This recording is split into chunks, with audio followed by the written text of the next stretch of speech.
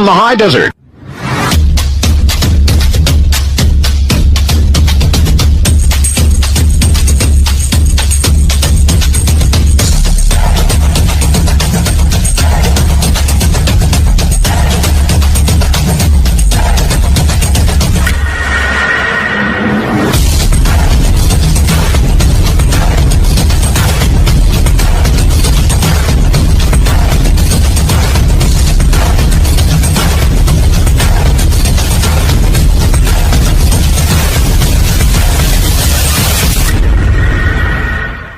Want to take a ride from the high desert and the great American Southwest?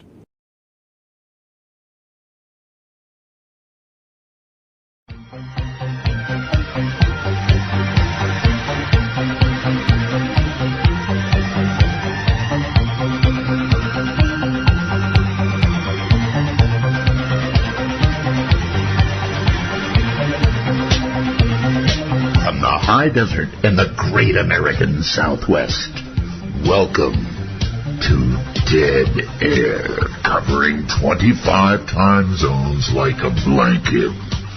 This is Dead Air. That's right, that's what it is. Hello, everybody. Welcome to Dead Air. Dead Air. Dead Air has two rules: no bad language, and only one call per show. But I want to serve up a very quick warning, and I really mean warning.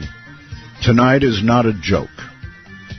Some of the material in this broadcast may be very disturbing to some people, so be warned.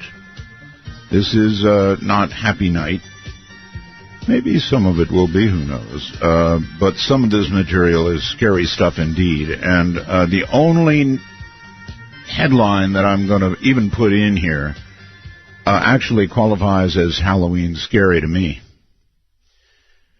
The United States has decided to send combat troops, special forces, actually, 50 of them, to Syria. Now, I'm a Vietnam vet. I know about mission creep.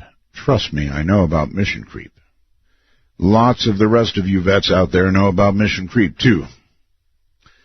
So, this is the beginning of the war with ISIS.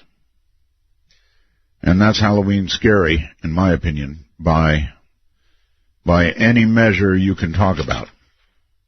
We're going to do some things you're probably not ready for tonight. There will be some stories from all of you, some that have been phoned in, some that will no doubt leak in through Skype and other means. And, of course, our national number. We'll get to all that. I've got a couple of stories I want to read you first. This comes from a young lady. When I was 18... and I moved in my first place, my friends decided to show me the local cemetery at night after a hard day of hauling boxes. It was a large cemetery with old graves on one side decorated with statues on the other side, a lawn with headstones of veterans in the area laid flat in the grass. The six of us walked down a path that separated these two sections of the cemetery, admiring the statues and pillars to our right. We arrived at a low stone wall around a family plot and decided to get a closer look, wondering aloud if it was really a good idea to visit a cemetery in such a creepy old cemetery at night. As one of my friends began reading the name and the dates on the headstones, another friend said, "I think there's someone over there."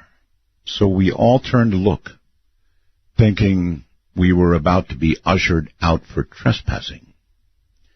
Well, I looked where my friend was pointing, and beyond the graves of the hundreds of veterans who were buried there, we saw a dim light about 100 yards away. In hushed silence, we watched as it moved closer. Soon, we realized this was not the authorities with a dim flashlight. As it moved diagonally across the veteran graves, we could see it was a gray, human-shaped figure. We began asking each other, "Do you see that?" About 50 yards out now, I could see a solid gray figure of a monk. Hood drawn over his head, rope tied around his waist, hands folded into his sleeves as he floated on his course toward us. The closer this figure came to us, the more details it could be made out in the dark.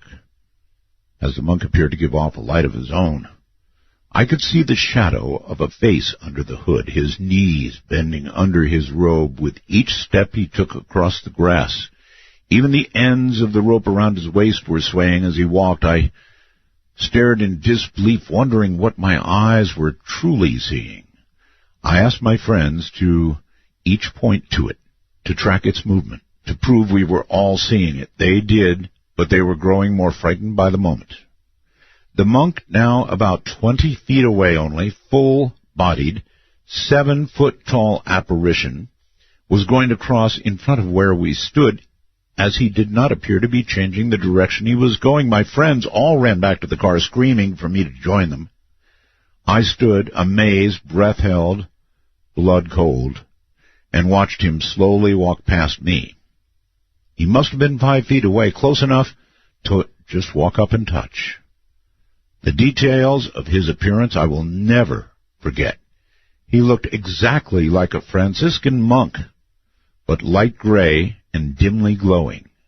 My friends screaming for me in the distance, I watched him disappear into the rear wall of the brick caretaker house. This happened at the Greenlee Road Cemetery in Sonora, California, in the summer of 1994. That's from Heather. And then I got this one, and you should prepare yourself for this. When I was a young girl, and I was wild and crazy, up to things I never should have been, with little driving experience, not much sense, a little alcohol, a few of my friends set off for a joyride with me behind the wheel. Well, as the morning came, I dropped them off, and I was headed toward home, planning on dropping off the car somewhere close to it.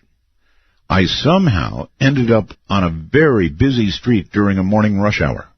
My adrenaline, the alcohol, and a car I could barely drive. I hit an old woman who came out in front of a bus. So I stopped the car.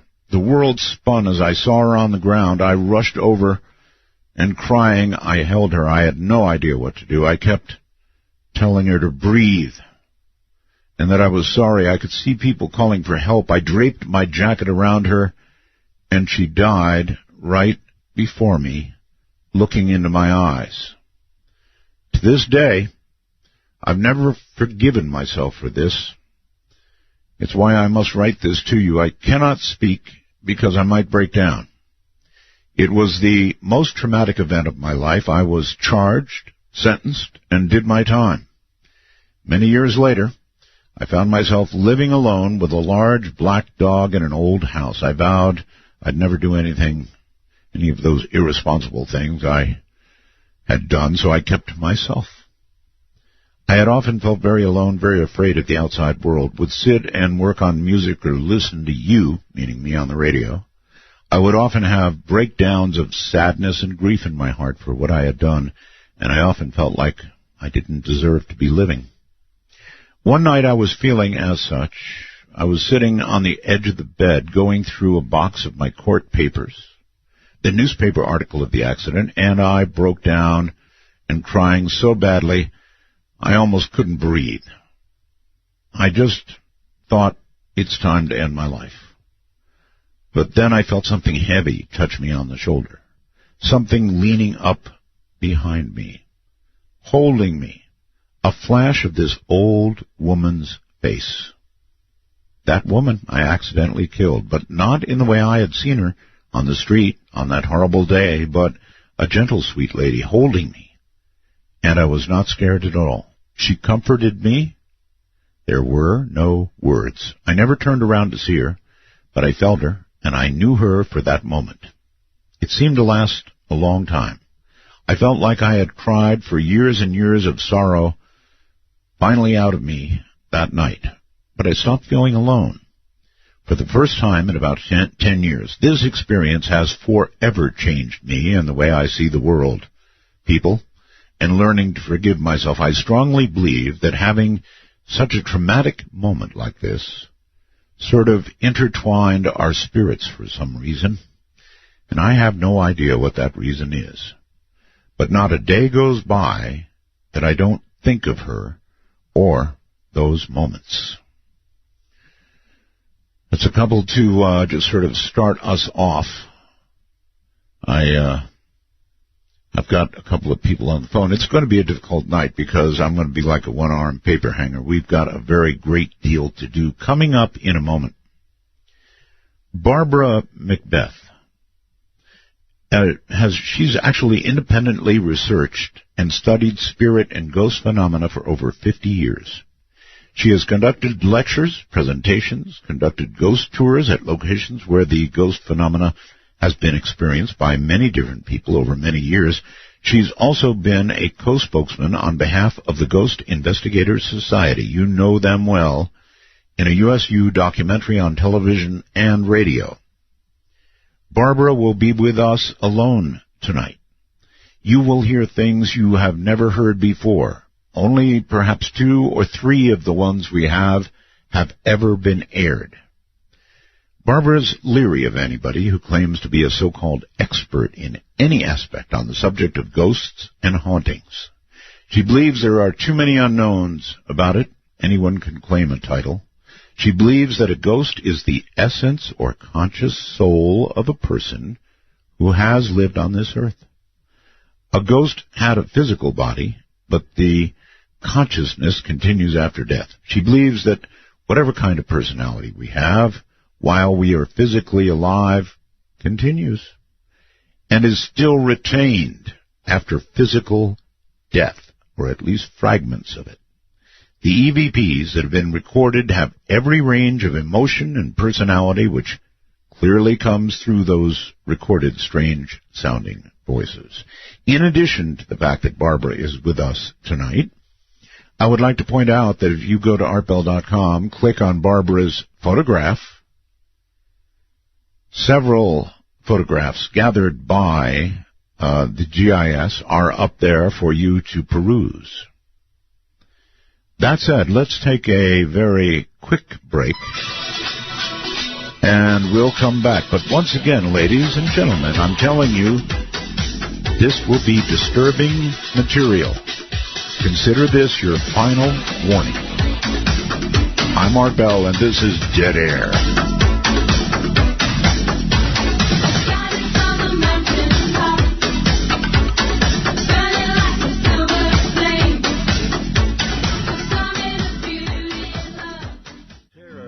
In each sip and in each sup. Will you partake of that last offered cup, or disappear into the potter's ground when the man comes around? Welcome to Dead Air. Take a walk on the wild side of midnight. From the Kingdom of Nod, this is Midnight in the Desert with Art Bell. Please call the show at 1-952-225-5278. That's 1-952-CALL-ART. All right, here's the deal. If you've got a really scary ghost story, call me. If you don't have a good scary ghost story, don't call me. If you've got a really good scary ghost story and it's short, call me. If it goes on forever, don't call me. We sort of need to get it on and get it off because we've got a lot to do tonight. Same goes for Skype, of course. So here we go. National number is 952-225-5278. That's 952-225-5278. Might as well upset somebody else's night, right? With a scary story. And then on Skype, you are welcome to join us, of course, as usual in North America at MITD51. Download Skype. It's so easy. And then go to the add a contact, and we are that ad. Put in MITD, as in Midnight in the Desert, 51, and then we'll be in your contact list, and you can call us. All of that said, let us first say good evening to Barbara. Good evening, Art. From the GIS. All right, I want to say something about the GIS. The recordings that you're going to hear tonight are of the dead. And it's very scary to hear, so be warned. Now, these are gathered by a non-profit group. What was a non-profit group, the GIS? I don't know what its current status is, but I know it's still non-profit, if not almost non-existent. However, Barbara remains a key member of it, and probably I guess, wouldn't you be one of the original charter people, Barbara? Yes, me and Roger. And Brendan and Jenny, and we adopted Barry along the way, probably into it about 3 years. Okay. No matter what we ever do, we're not going to get a good phone connection. It's not bad, Barb, but here's what I'll ask. Stay right up on the phone, okay? You got it. Right into the phone. That'll really help us. All right. Okay. So these are recorded at various locations, ranging from what to what, Barb? Well, we have done cemeteries, prisons, homes, businesses. Everything. Everything. Okay. What I want to do is try one very quickly and see if we're in business and everything's working as it should. So tell me quickly about number one.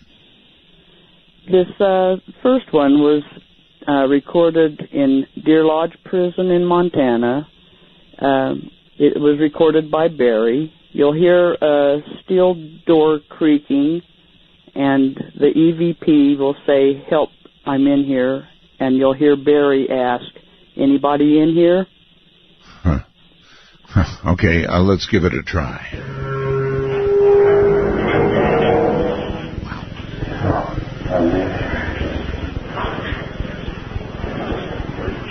Anybody in here?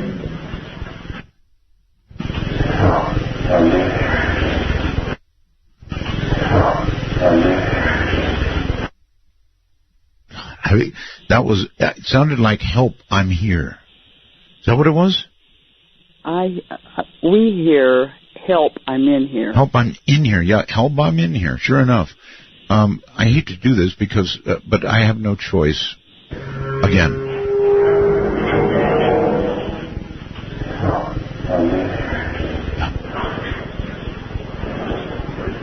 Anybody in here?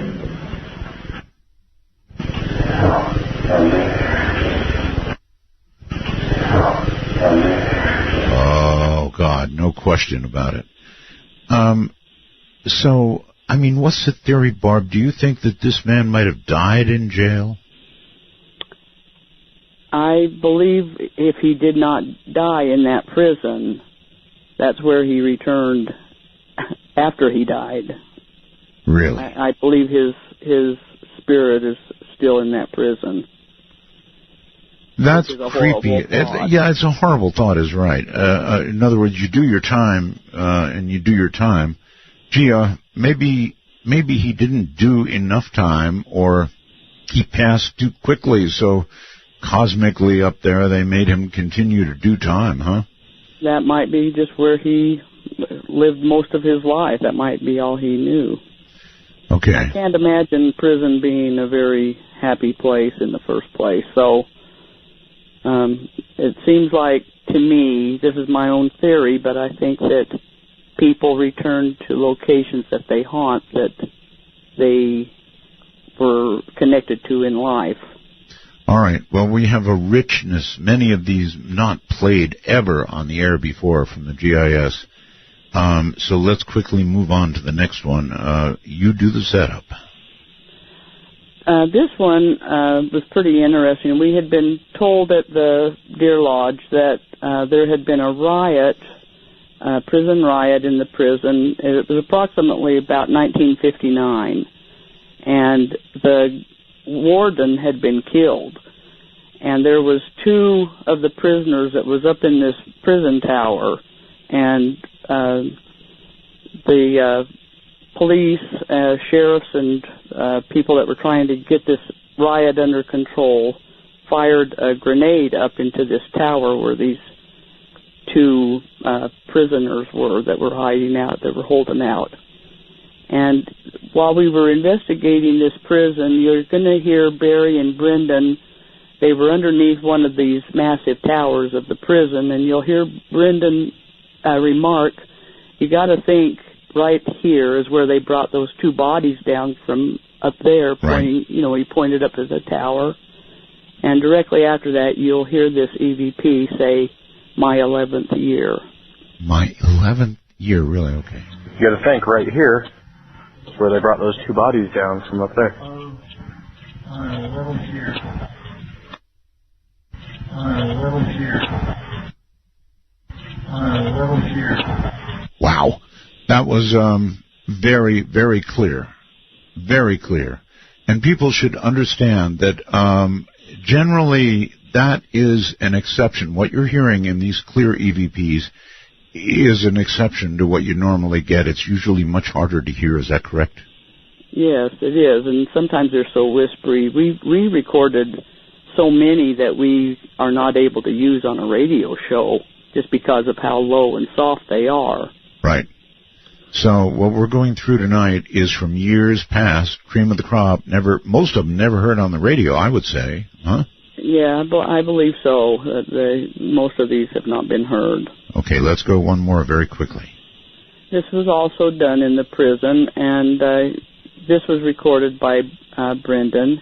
Him and Barry had entered into this main room of the maximum security building. And in this clip, you're going to hear Brendan say, "I'm going to go see if the cell door is open," and go see if the cell door is open. He repeated himself. And right. As Brendan is walking to the cell, this EVP says, "Let me out of here." And we argue on what it says. It either says, "Get me out of here," or "Let me out of here." Let's let everybody decide. Here we go. I'm going to go see if the cell door is open. Yeah. Let's see if the cell door is open.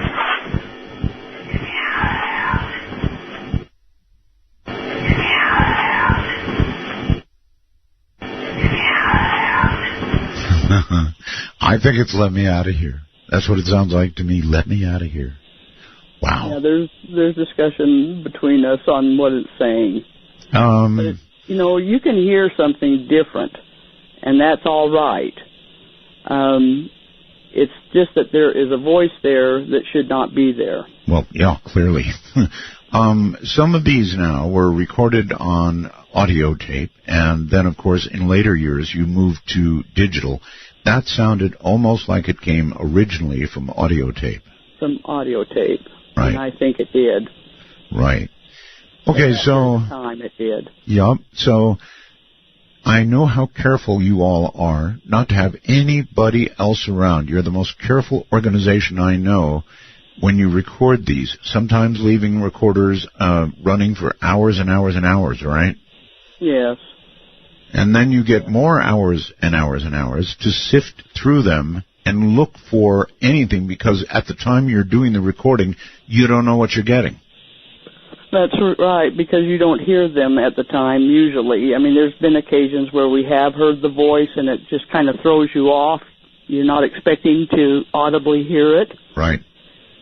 And so when, if you spend 3 hours on an investigation, you are using another 3 hours just to listen to your audio tapes, another 3 hours to go through your videotapes. So there's a lot of time involved. I get it. All right. Very quickly, before the bottom of the hour here, there are some pictures, Barb. If they go to artbell.com and click on your picture tonight, it will lead them to other pictures as they scroll down. What kind of stuff are we seeing? Well, we call it super ecto. We were in an amusement park that's located in Utah. And we were in a pioneer village where they've brought in old buildings and old houses and stables, and there's no rides or amusement rides in this area. And Roger took a picture of a buggy and stable, and that was it was at nighttime, and we call it a supercharged ecto. We don't know what else to call it.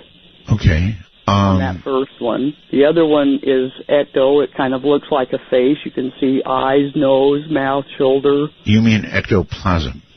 Yes. Uh-huh. Yeah. Ectoplasm. Okay. And so it's an actual spirit we're seeing there. That's what I believe, that something's starting to materialize and form.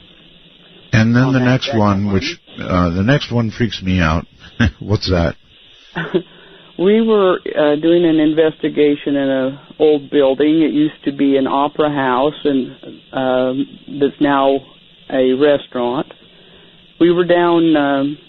We had gone down into the basement under the floor. You can see how the floor actually slopes down, like how the theater's floors go down to the stage. Sure. But we were coming up, and Roger took a picture in the kitchen. And what you should see there is actually the stoves and the refrigerators and things in that restaurant kitchen. And there's these three figures. Roger calls them my three sons, but there's three figures there that shouldn't be there. All right. I'm not wild about it, but what a photograph. All right. Hold on, Barb. We're at a break. You've got a good long break. My caller's on the line. Everybody hold tight and be patient. We'll get this out as we can tonight. It's Dead Air. I'm Art Bell.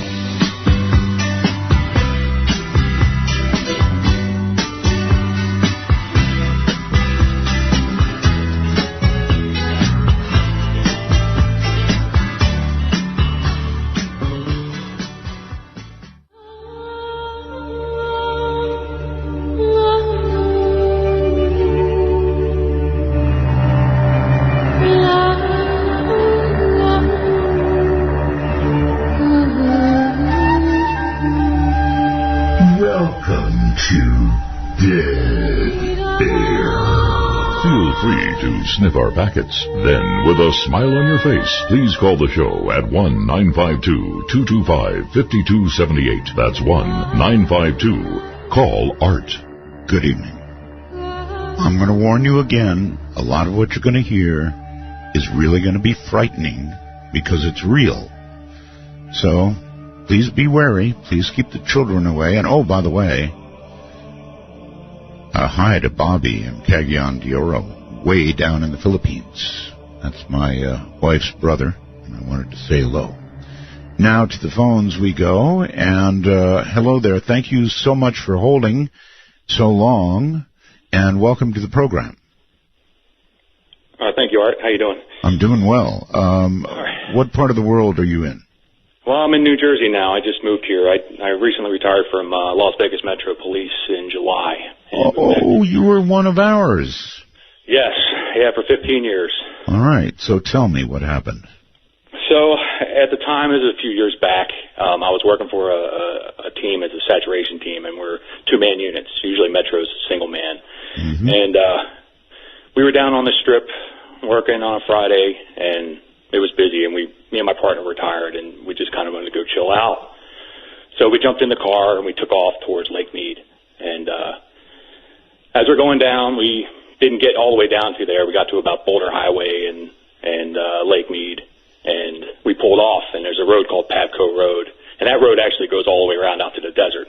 Mm-hmm. So we pull off into the desert, and we kind of just pulled around and turned the lights off and just turned on the parking lights and just sat there and started chilling out. Now I'm driving, and my partner's sitting there, and he's on his phone, and as I'm looking, just illuminated to our right, I see somebody walking towards us. And I said, oh, man, we just didn't even want to get bothered. So this person's probably about 25 yards away, and they're walking from my right to left. Yes.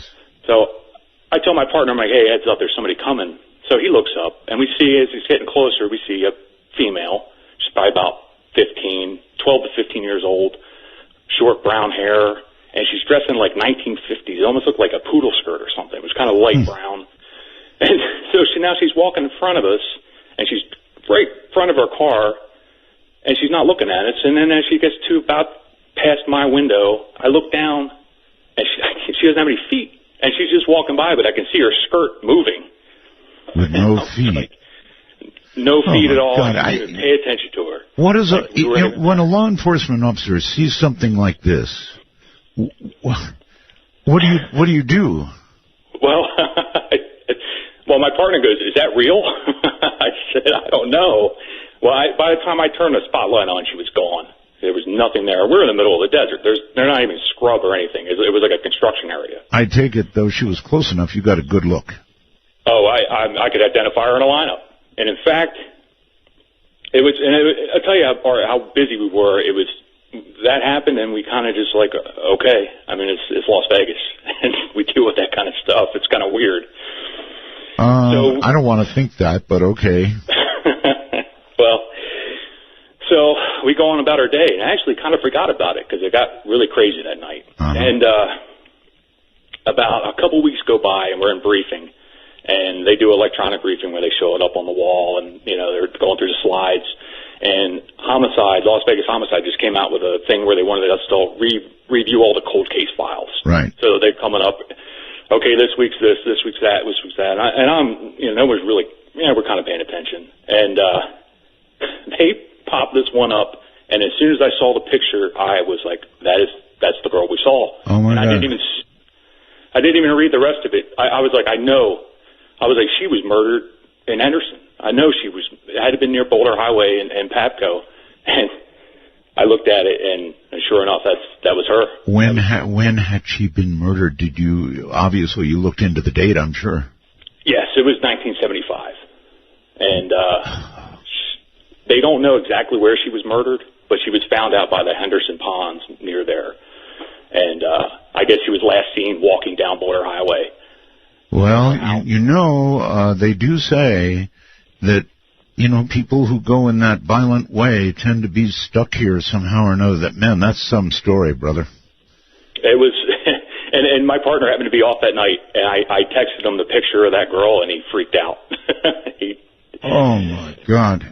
Do you still keep in touch with your partner then? Yeah, in fact, he was just texting me, and I told him to listen. He's still active duty out there, so hopefully he won't have to go through a psychological eval after this, because they're going to figure out who this is. I'm sure they will. I so appreciate your coming on with that story, and I can understand why you'd be hesitant to tell it, and you would never tell it on active duty. No, never. Wouldn't want to make out that report. No, never. I thank you, my friend.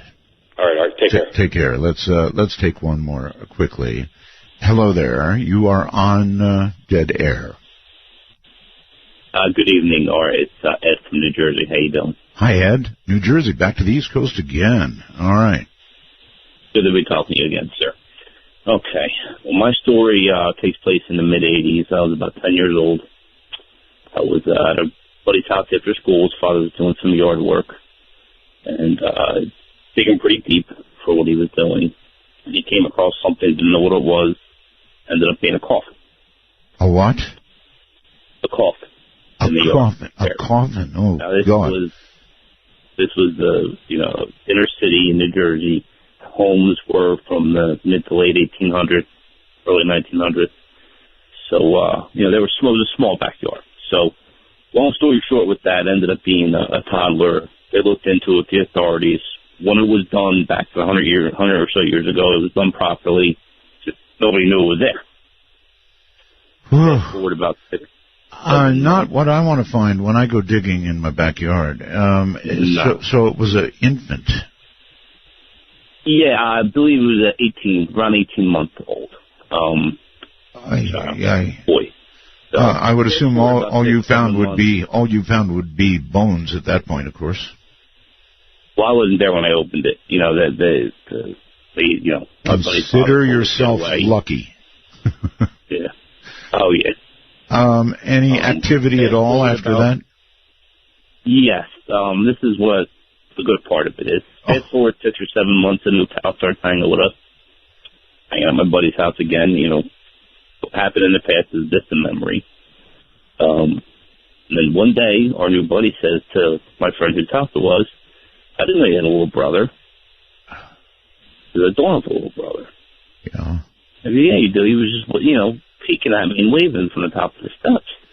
Yeah. He was like, well, we thought, this kid, we thought maybe he was joking around with us. He never heard anything about the story. He was new to town, but his family was originally from the area. So every time we would be at the house, this one friend of ours would be the only one to see this kid. Well, one day, the kid's father comes to pick him up and says, guys, want to hear a funny story? My great-grandparents used to live here. They actually lost a child when he was about 2 years old. So it was the one friend who was seeing this entity's relative, great-uncle or whatever it may be. When we do these voices of the dead, this GIS stuff, we get a lot of children's voices. Extremely disturbing. I really thank you for the story. That's, I don't know what to think about that, but it's a great ghost story. Thank you. Thank you, sir. Take care. Let's go back to Barbara. Hey, Barbara. Those were great. Those Wonderful were stories. pretty good stories, huh? Yes. And the police officer, when they see something, they're trained to be very, they're on detail, That's great. I wonder if he ever found the killer. That would have been a very, very good question. I guess it could still be a cold case today. All right, let's move on. Number 4. All right, this next one, we were investigating Gold Hill Hotel up around Virginia City, Nevada. And you're going to hear me say, like I usually do, I began asking if anyone was present. And you'll hear me say, is there someone here? Will you make your presence known to us? And you'll hear a young child, I think it sounds like a young boy, saying, help me. Help me. All right, here it comes. Is there someone here? Will you make your presence known to us? That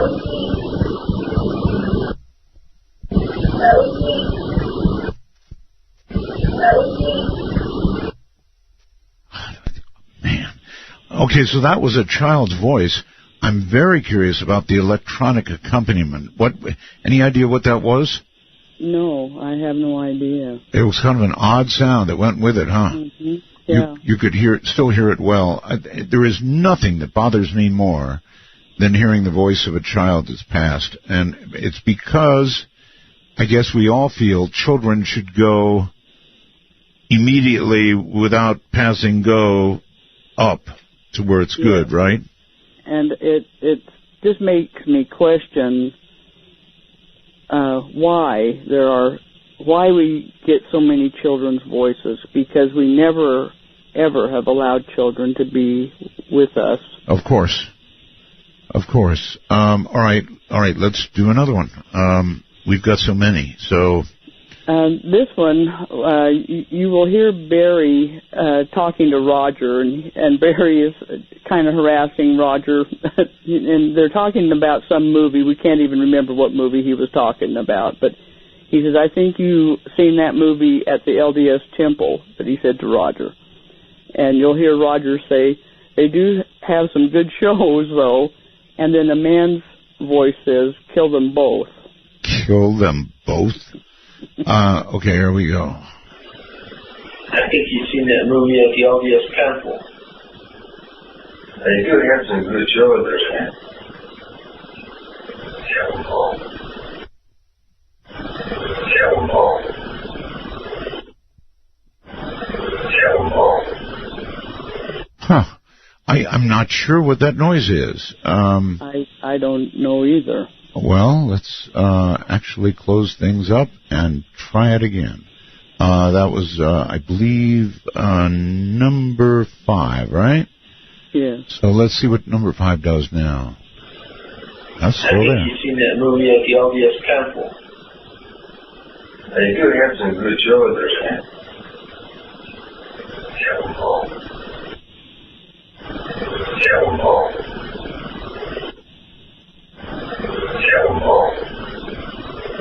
Okay, well that's still, unfortunately, it's very, it's still, through all of that, it's very easy to hear. I'm wondering, just let me go back very quickly and play number 1 to see if it has that noise on it. Now you see, that's as it should be, the cell door opening. That is exactly as it should be. So we'll see if we keep getting that noise. I certainly hope not. Perhaps we'll move out of it, but because without it, it would be a lot clearer. Yeah. Kill them both. Kill them both. Jeez. All right, let's try number 6 just to see if this is hanging with us. Okay. And it could just be the Gold Hill Motel or Hotel. Who knows? Yeah, that could be. We were in the living room area of this Gold Hill Lodge, and you can hear me say, "If you can speak, will you speak so I can hear you?" And it's a child saying, "Mother." Oh. All right, here we go. If you can speak, will you speak so I can hear you?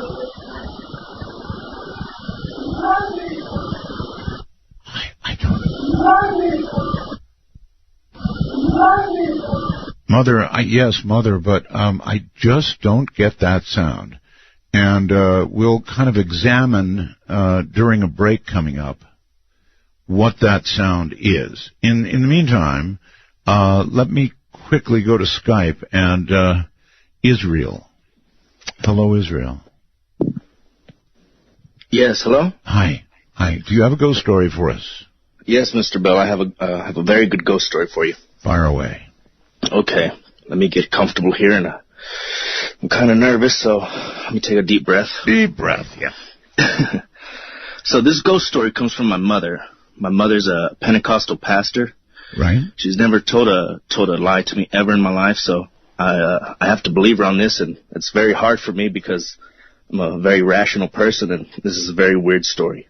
So let me take another deep breath here. Okay. So this ghost story took place in the mid-'60s. My mother was traveling around, and she found herself in the capital of Honduras. I believe it's called Tegucigalpa. Mm-hmm. And she was traveling around with some friends. And some of the friends, they worked at a resort, a hotel resort. This hotel resort was under renovation. So they go there. They say, let's stay the night here. And the ones that worked there, they went ahead and stayed in their quarters, in the employee quarters. That was downstairs on the first floor, in the kitchen area, next to a jukebox. This jukebox was unplugged for the renovations. It was also next to a dining area with many chairs and tables. Right. My mother was staying on the third floor. She just had a room there, I guess because of the renovations and whatnot. And on the fourth floor was staying a mother and her child. This was going to come into play. Okay. So my mother, she goes to sleep. Everybody goes to sleep. And I don't know what time of night, but middle of the night, my mother wakes up and she sees this dark figure above her.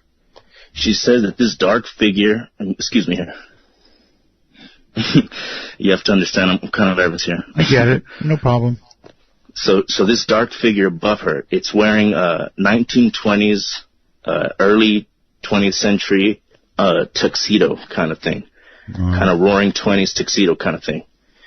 This thing has bold eyes, a dark beard, is just looking at her with hate in its eyes. It reaches down and grabs her by the throat, okay? She can't move, she can't breathe, she can't scream. She tells me that after a while, she I don't know how, she got the courage and the power, and she just broke free from this thing. And she ran out of the room. I mean, understandably. Yes. And she ran downstairs, and when she got downstairs, she found everybody awake. The people downstairs said that they had heard the jukebox going off. They had heard the tables and the chairs moving around and a lot of commotion, like if people were there. Of course, this is under renovation. There's nobody there. Sure. So they're there. Of course, they're freaked out. And then all of a sudden, they start to hear the baby crying.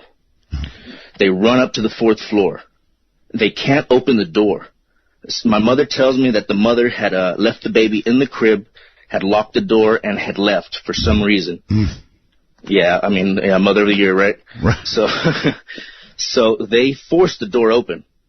And when they force the door open, they find the baby on the floor on a neatly laid out blanket. Someone had just laid out a blanket neatly, put the baby on top of it. Yikes. Yeah, and when they tell the mother said, no, the baby was in the crib, I locked this door.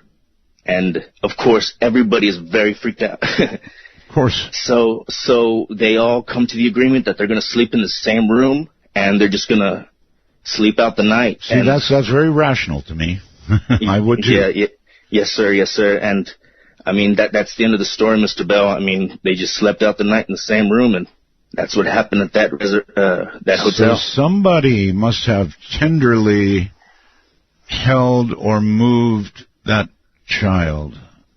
How in the world could anything like that happen? It's very weird, and like I said, I'm not the type of person to believe this, but this comes from my mother, who's never lied. She's a Pentecostal pastor, and it's very hard for me to... Oh, I believe you.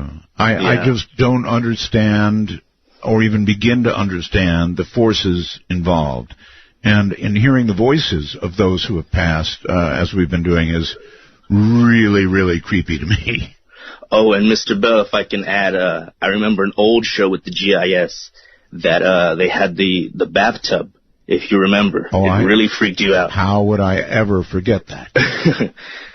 That was a very good episode. The good show. The drowning, I believe.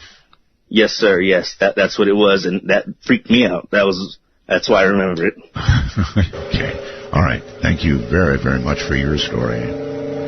This, of course, is Dead Air. What's going to happen tonight? Well, I don't really know, frankly.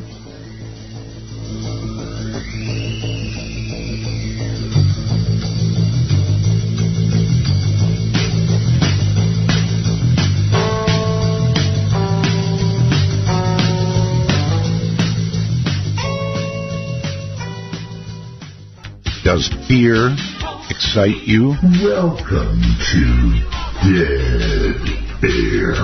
Worldwide on the internet, this is Midnight in the Desert with your host, Art Bell. To call the show, resolutely dial 1-952. Call Art, that's 1-952-225-5278. Indeed. All right, ladies and gentlemen, we're going back to Barbara Macbeth now and more Voices of the Dead, and that really is what you're hearing. You're hearing voices of the dead, and it really becomes very, very disturbing for some people to hear this. And I checked, Barbara, it looks like we're out of the bad audio territory. That those just had it on it. So number 7 coming up. Tell us about number 7. This was at a mortician's home that he was having activity, and I always felt like something had followed him home from work. And you're going to hear him. We were up in his son's bedroom where a lot of activity was taking place. And you're going to hear the mortician say, can you see him while he's here? Can you see the lights? And you will hear a voice.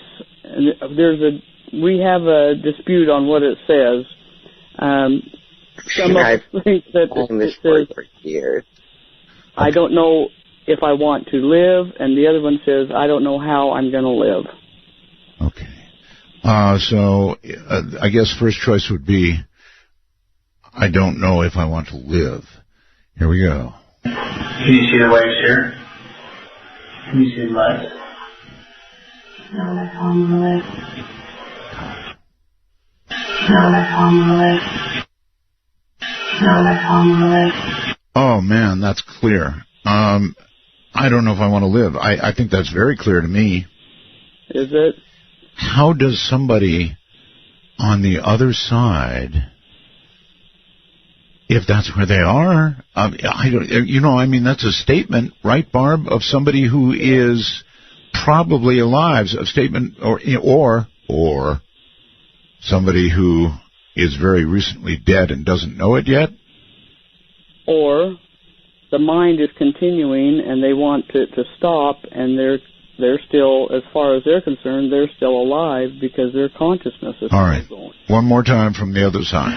Can you see the lights here? Can you see the lights?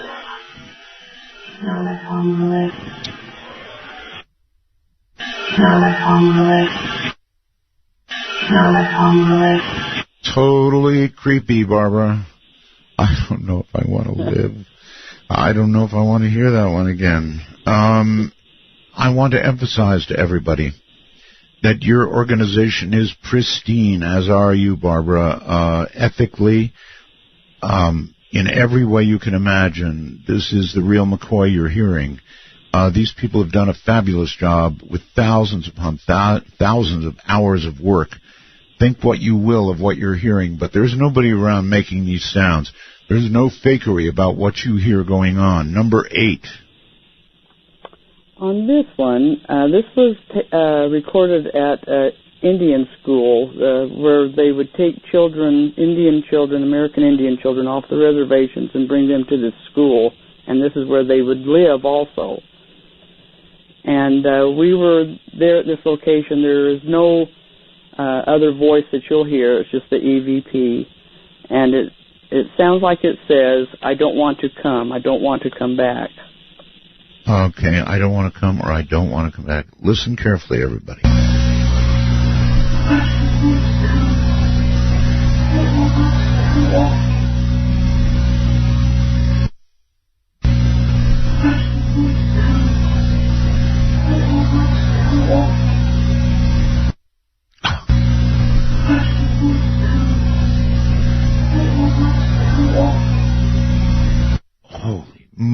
Holy moly. Barbara, so obviously a lot of hum in that one, but also obviously very easy to hear. I don't want to come, I don't want to come back. That's exactly what I hear. Now, maybe that is suggestion, maybe not, but it sounded extremely clear to me. The hum was the only problem with it. Very sad. Very sad. Yeah. I don't want to come back. I don't want to come. I don't want to come back, which could mean, I don't know. Do you, after you get these, Barb, particularly these disturbing ones, do you try and analyze what they might have meant? Well, it could mean so many things. To me, the Indian school wasn't a very happy place for those Indian children to be. They weren't allowed to speak their native tongue. They had to speak English. They couldn't practice even their religion at this location. So it was a very sad place. Okay. How do you maintain your composure, Barbara? I guess you've done it for years, but still in all, hearing this stuff puts a big chill down my spine. So how do you maintain composure? Well, it's something that I have never been afraid of this. Just my upbringing, I'm very used to this kind of thing. The thing that's different is the technology that is allowing me to be able to hear the things that I'm able to record. Sure. Okay, let's go on. Let's go on. Number 9. This one is Brendan. This was at a mausoleum, and you'll hear Brendan say, "Hello, is anyone here?" And this EVP was recorded. It's cold. It's cold. Yeah, cold. Here we go. Hello, is anyone here?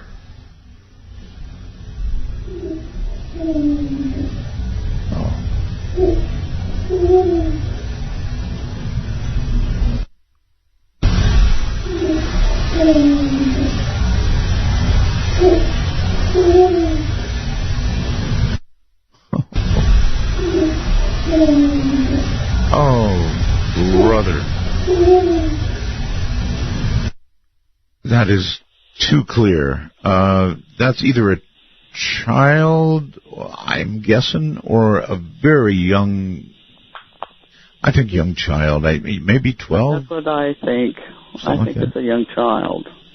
So, what do we conclude, Barbara, I ask you for the 10 millionth time, from hearing these children talk from the other side? It just doesn't make sense, Barb.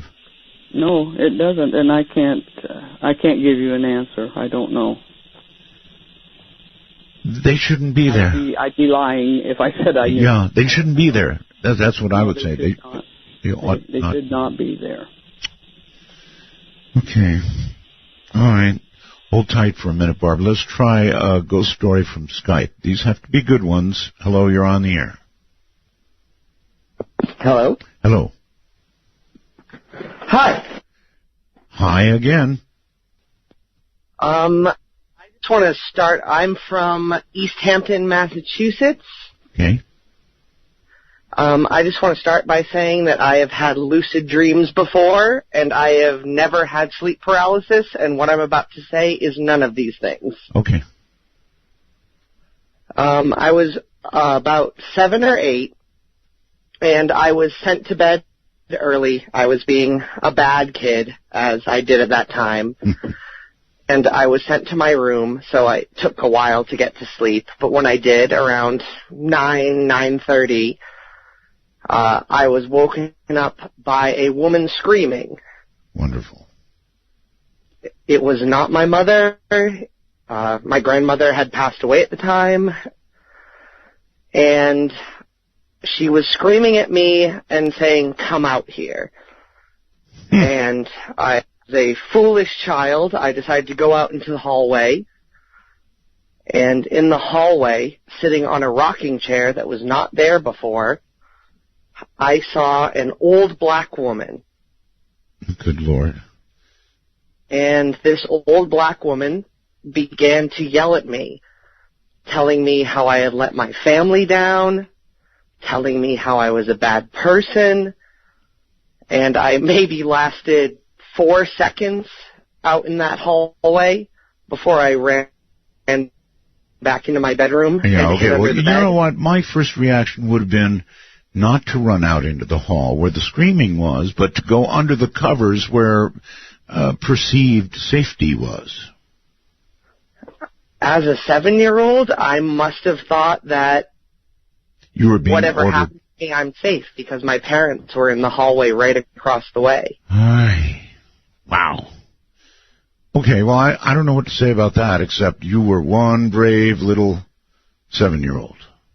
I'm much less brave now since then. I take it that eventually this older black lady was just suddenly gone?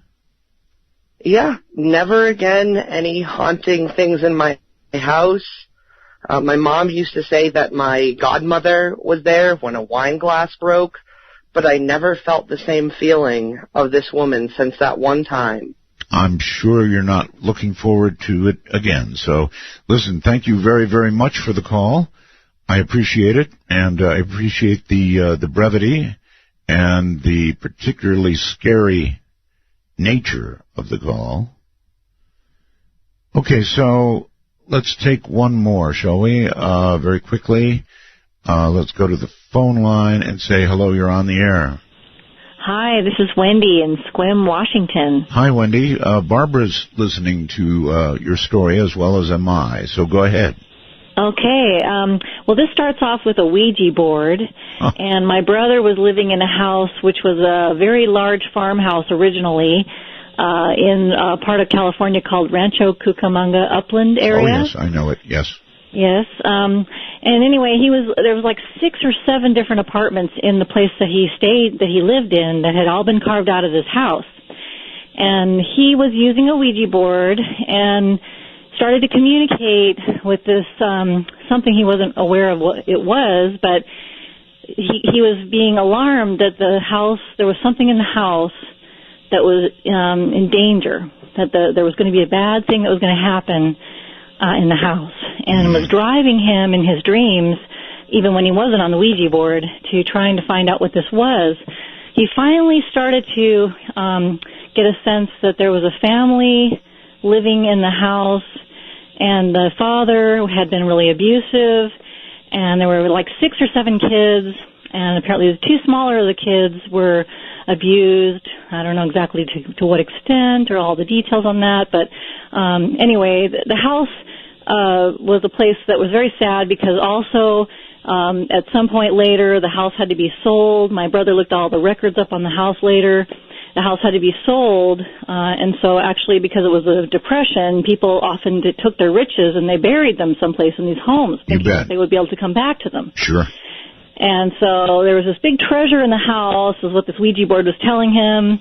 And there was different players that were different roles coming on the Ouija board. One time it was a little girl, one time it was the father who was very abusive and angry. And so it was a huge drama playing out, you know, with my brother and this Ouija board. In the meantime... So what was he trying to do? Different times reach back and get the same person so he could find out where? Yeah, he was really sucked into the story. He was curious. He felt, the other thing was he always appreciated something older, you know, the heritage part of life. Yes.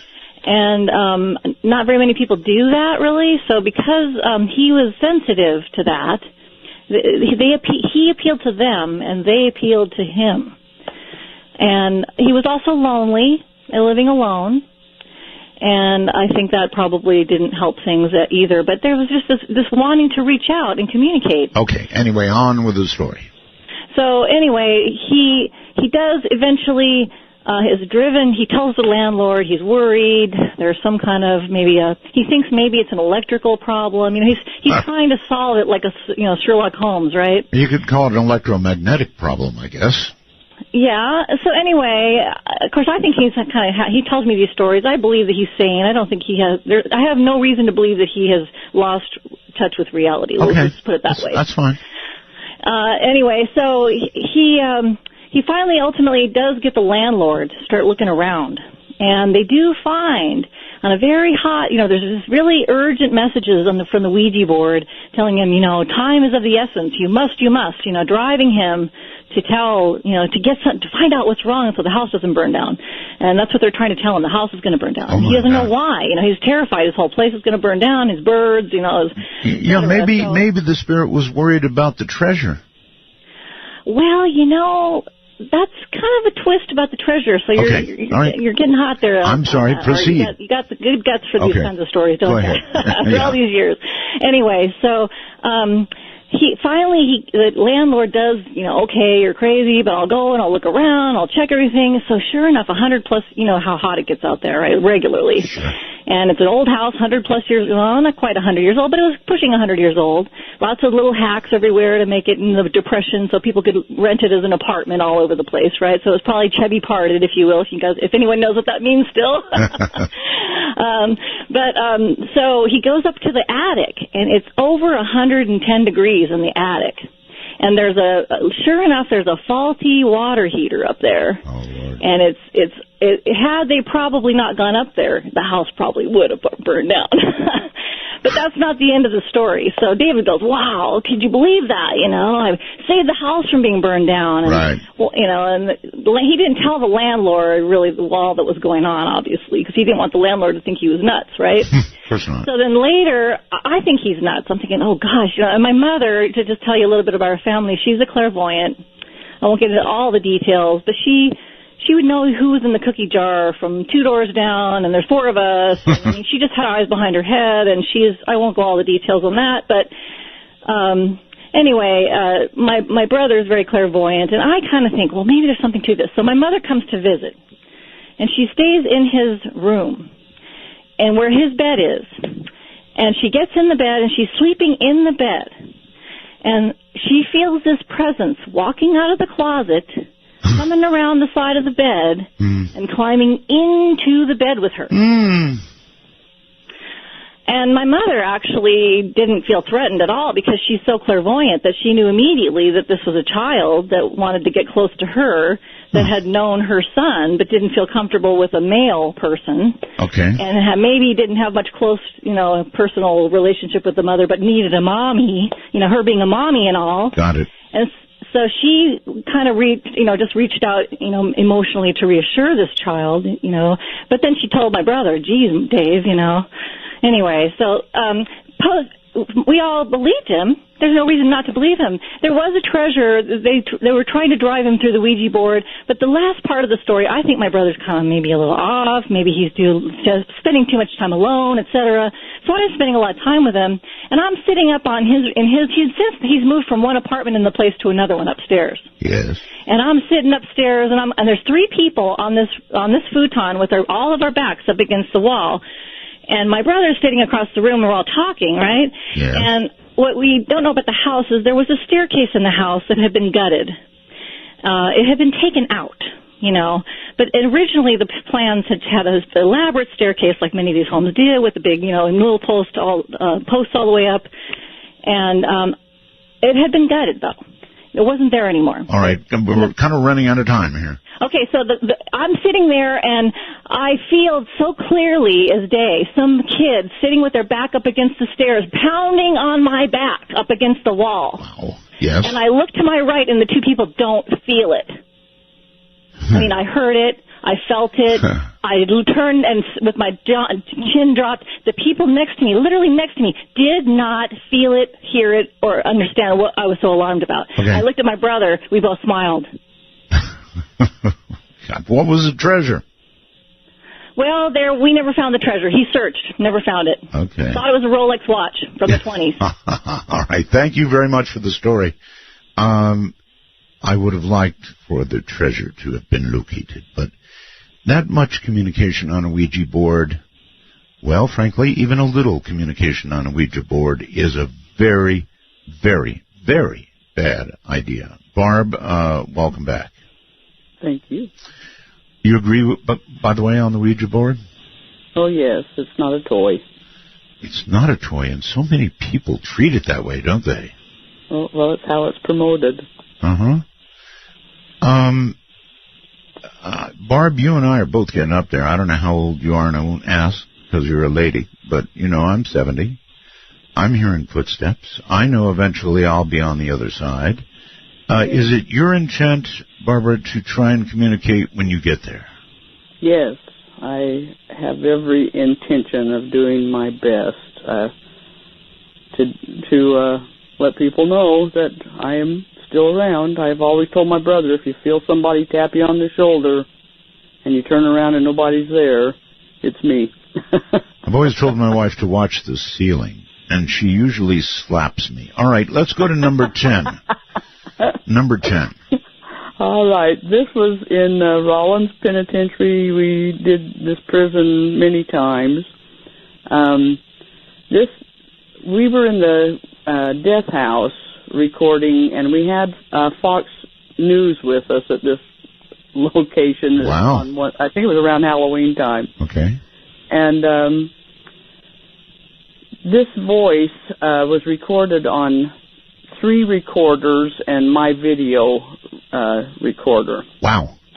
This one was recorded, I think the one that's on the website was done by Jenny, but everybody picked it up, and she was in a different location than me and Barry and Roger. That is so interesting. 3 devices picking it up. Yeah, there was actually 4. There was 3 recorders and my video recorder. Okay. So you'll hear this voice say, I appear. I appear. Okay, here we go. I appear. Ooh. I appear. I appear. Well, there's nothing at all hard to hear about that, is there? I appear. And I guess the next thing, let me hear that again. I appear. I appear. I appear. If you could have heard that in real time, I think I would have run. Because there would have been obviously something about to manifest itself right there.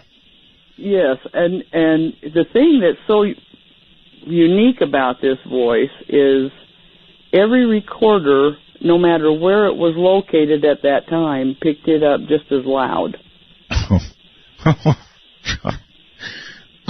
It was loud. So do we theorize, because you don't hear these with your ear, right? That's correct. The majority of the time you don't. So then the majority of the time. So every now and then? Every now and then it happened. Yeah, it happens, but not very often. So I wonder, do we imagine that they use electromagnetic energy to project these voices into the microphone or the device itself? I have no idea how they do it. Yeah, I understand. I don't. All right. Number 11. You're going to hear Barry and Brendan. This is still at the Rollins prison. They were walking into the solitary confinement area, and they hear Roger talking in another section of the building. And Brendan asks Roger, you're gonna hear Brendan ask Brendan asks Barry, who's Roger talking with? Who's he with? And Barry responds sarcastically, he could be talking to somebody and have nobody with him.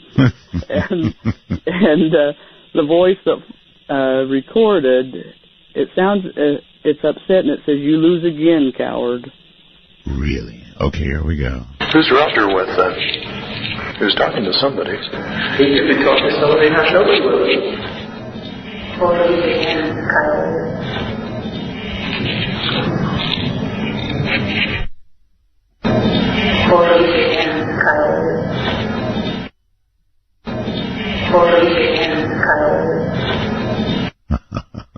Yeah. Coward. That sounded like, I would say, a woman's voice, yes? Yes, and they had a woman's section, a woman's prison there in that prison. They had a small section. I understand. Okay, that explains it, I guess.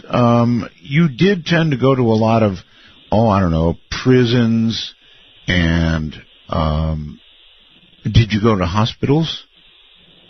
We tried. In fact, there was one that was being torn down, and I thought it would be an excellent place to go because I had had so many employees of that hospital and patients of that hospital tell me how they had seen a woman in red in the original intensive care area. And so I waited until they relocated all the patients and all the machines and all their stuff out of the hospital, and I had approached the members of their board of directors if we could conduct an investigation there before it was torn down. I would imagine in years past it would have been easier. All the attention now to the paranormal, TV shows, radio shows, investigators crawling all over the place. Yeah, exactly. It was a lot of years ago before people were really doing this much of it, because now I'm sure there's a lot of no's that are given out. Well, yeah, they would not let me do it, even though it was being torn down. Do you believe, Barbara, that the collection that we're hearing tonight, and so many more, so many more, are evidence, absolute evidence of people who have died? To me, it is. I don't know how else, how it could be explained any other way. To me, I have no doubt about life continuing. Your body, you might be dead, but you continue. Yeah. Okay. Let's do another one, if we dare. I believe this would be number 13. No, this is 12. This is 12. Okay, there you go. I'm wrong. Sorry about that.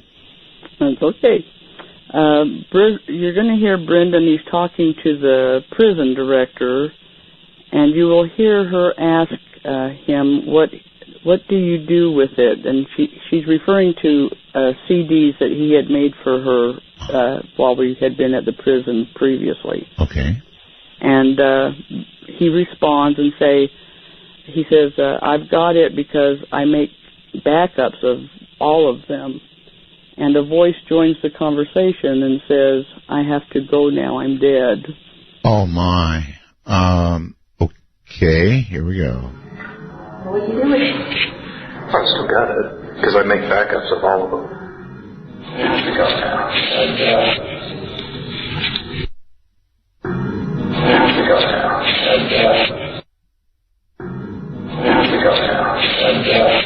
now. That one is shockingly clear, I'm afraid. There may be some people who have a problem with it, but I'm not one of them. I have to go now. I'm dead. One more time. I've got to do this again. What are you doing? I still got it, because I make backups of all of them. You have to go now. You have to go now. You have to go now.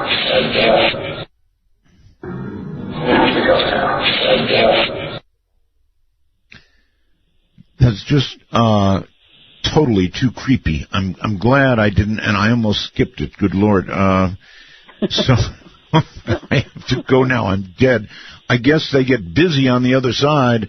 Actually, even though that was horribly creepy, it would suggest that, I don't know, maybe he's headed to a gin rummy game, or I'm trying to think the best here. Or some activity that they have over on the other side. I have to go now. I'm dead. Catch you later. I don't know. I'm going to ask you in a little while if you've ever, I don't know, discerned something about what's on the other side, what awaits us. This is Dead Air. He opened up our minds, and I still can hear him say, "Oh, talk to me, so you can see what's going on." Welcome to Dead Air. To reach Midnight in the Desert via Skype worldwide, if on a computer, please be sure to use a headphone mic and call MITD 51. That's MITD 51. And so it continues. Good evening, everybody. I'm Art Bell, and this is Dead Air. Indeed, mid-warning, this is rough stuff. You're hearing the voices of the dead. That's right, the voices of the dead. This is the GIS that has done the work for you over many, many years and thousands of hours of recording, transporting themselves to locations where they thought they could get things and getting them. And here is, once again, Barbara Macbeth. Barbara, welcome back. Thank you. Let's do a couple and then a couple of ghost stories. We're sort of just jumping all over the place tonight, so I'm taking it. I hope you're keeping track with me. I would think the next one would be 13. You're right. Okay, good. Good, for once. This was a private residence, and you'll hear Brendan say, "I tell you what, it is hot in this house." And he recorded this voice, and I don't know what it was referring to, but it says, "She didn't put it down." She didn't put it down. All right, here we go. I tell you what, it is hot in this house. She didn't put it down. She didn't put it down. She didn't put it down. All right, I have an observation about that one right away. And that is, not only is it clear, but it's almost too clear. I mean, it's almost like, somebody was in the room actually saying that. Of course, we have no idea what it means, and I trust you implicitly, Barb, but if I didn't know better, I'd say that's, like somebody in the room. That's how clear it is, although there is a certain sound that comes with it. It's a little bit unnerving, huh? Yes, and the difference, I think, that you're hearing is Brendan used a condensed microphone, and it was recorded into his computer. Ah, okay. That would explain it, but a good one. Oh, a good one. I tell you what, it is hot in this house. Didn't put it down. Didn't put it down. Didn't put it down. So she didn't put it down, but there's no way to know what that means, huh? No, I mean, it wasn't, it's what it's saying isn't relating to anything that was being said or done at that time. Barbara, you do this, but how do you sleep at night? I sleep very well. You do, huh? Oh, yes. This doesn't scare me. I find it very fascinating. People that have witnessed ghosts, like a full apparition, yes. I feel like they are very fortunate. And I feel like we have been very fortunate that we have recorded so many voices that they have talked to us, like what they have done. Did you hear the opening story? It was from Heather, actually. Yes. Oh, my. That's called Up Close with an Apparition. Yes, and she's very fortunate to have experienced that, because there are so many people, especially people that research it, and all the ghost investigators that are out there now. Mm-hmm. They would love to experience something like that. They would give anything to experience that. I guess that would be true of ghost investigators, but it would not be true of me. That tells you why I'm not a ghost investigator. Just hearing these voices puts a chill down my spine, and I guess we might as well do the next one, though I'm almost hesitant. Tell me about it. This was in the same, in fact, it was the same day, and Brendan recorded this in the same house. He says, "Is anyone here? Does anyone want to talk to me?" And this voice was recorded. There was blood. There was blood? Uh-huh. Okay, here we go. Is anyone here? Does anyone want to talk to me?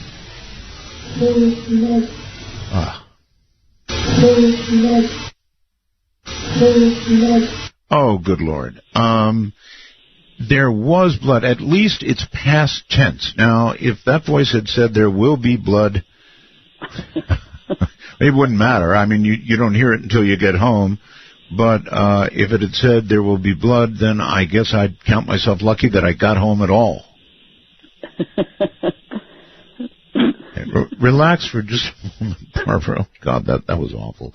On Skype, we have Katie. Do you have a good ghost story, Katie? Yes, sir. Okay, proceed. First off, I just want to tell you I love you.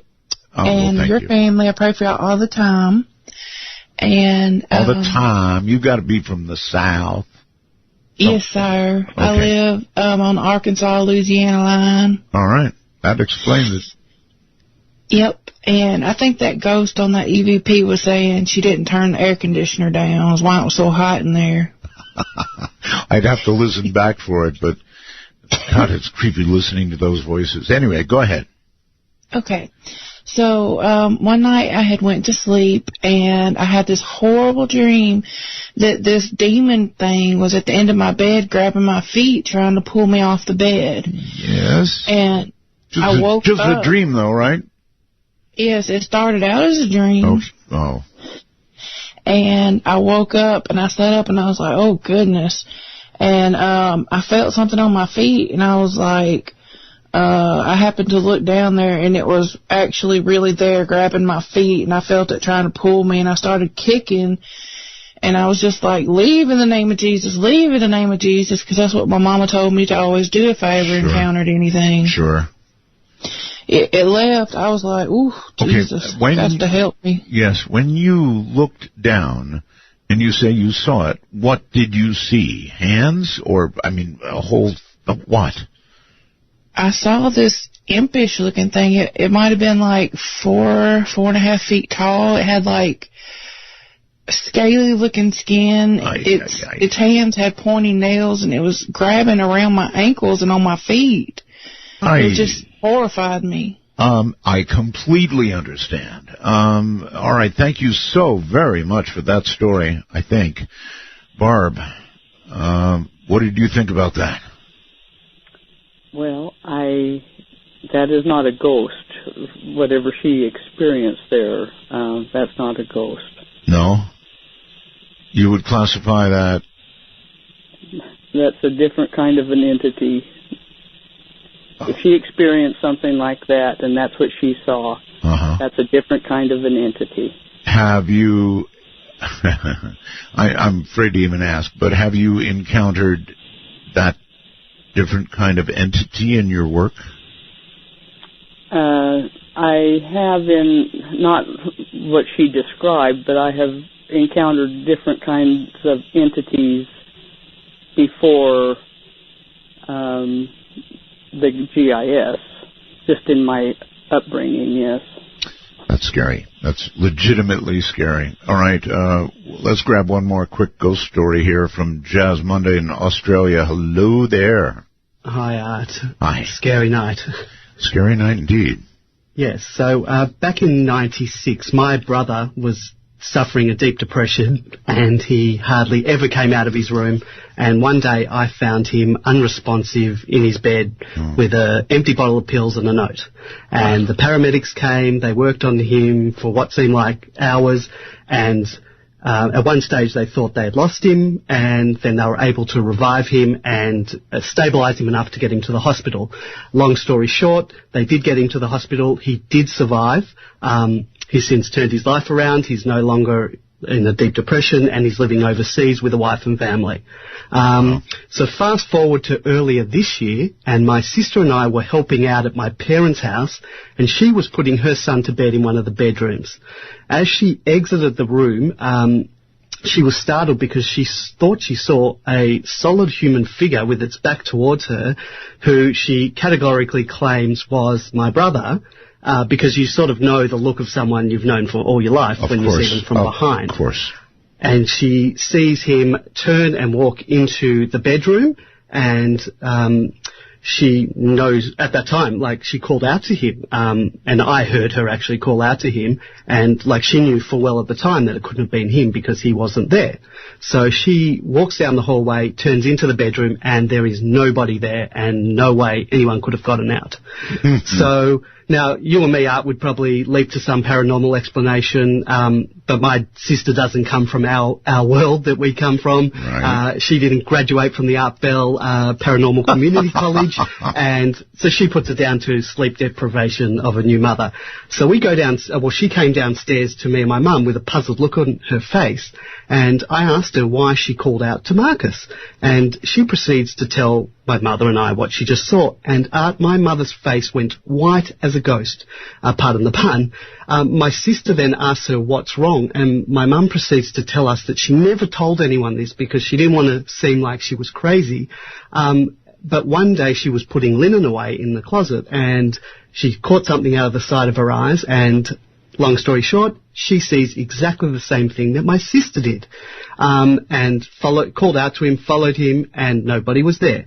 So I didn't witness this, but my mum's expression and the colour draining from her face when my sister relayed the story was just all the proof that I basically need. Now, is that a ghost? Okay, so we've got two people, Jazz, processing it in very different ways, obviously, according to their own worldview. I guess that's what we do as humans, right? Oh, definitely. And this was like 10 years apart between my sister seeing it and my mother seeing it. And I don't know what it is. Is it a loop?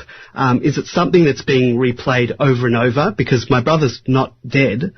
He was suffering a deep depression and he spent a lot of time in that room.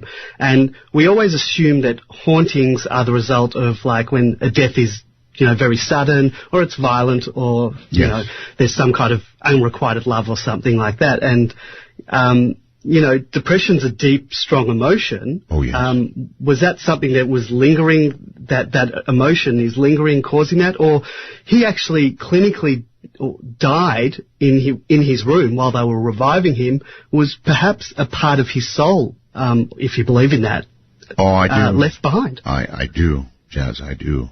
Thank you so much. No problem. Have a good night. So, Barb. That's a doppelganger. Is that what it is? Yes, they saw the ghost of someone who's alive. Yeah.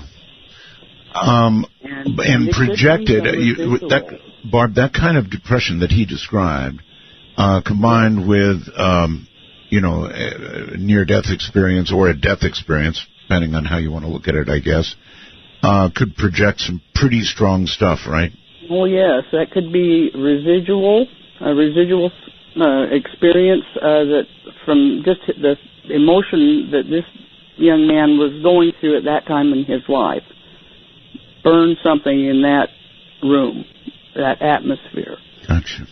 All right, Barb, two questions for you. One I've been waiting to ask, and that is, have you, in the years you've been doing this, gleaned anything at all about the nature of the other side? I think the nature of the other side depends a lot on that individual's mental state. I think, in fact, I kind of worry about the generation coming up. Don't we all? Yeah,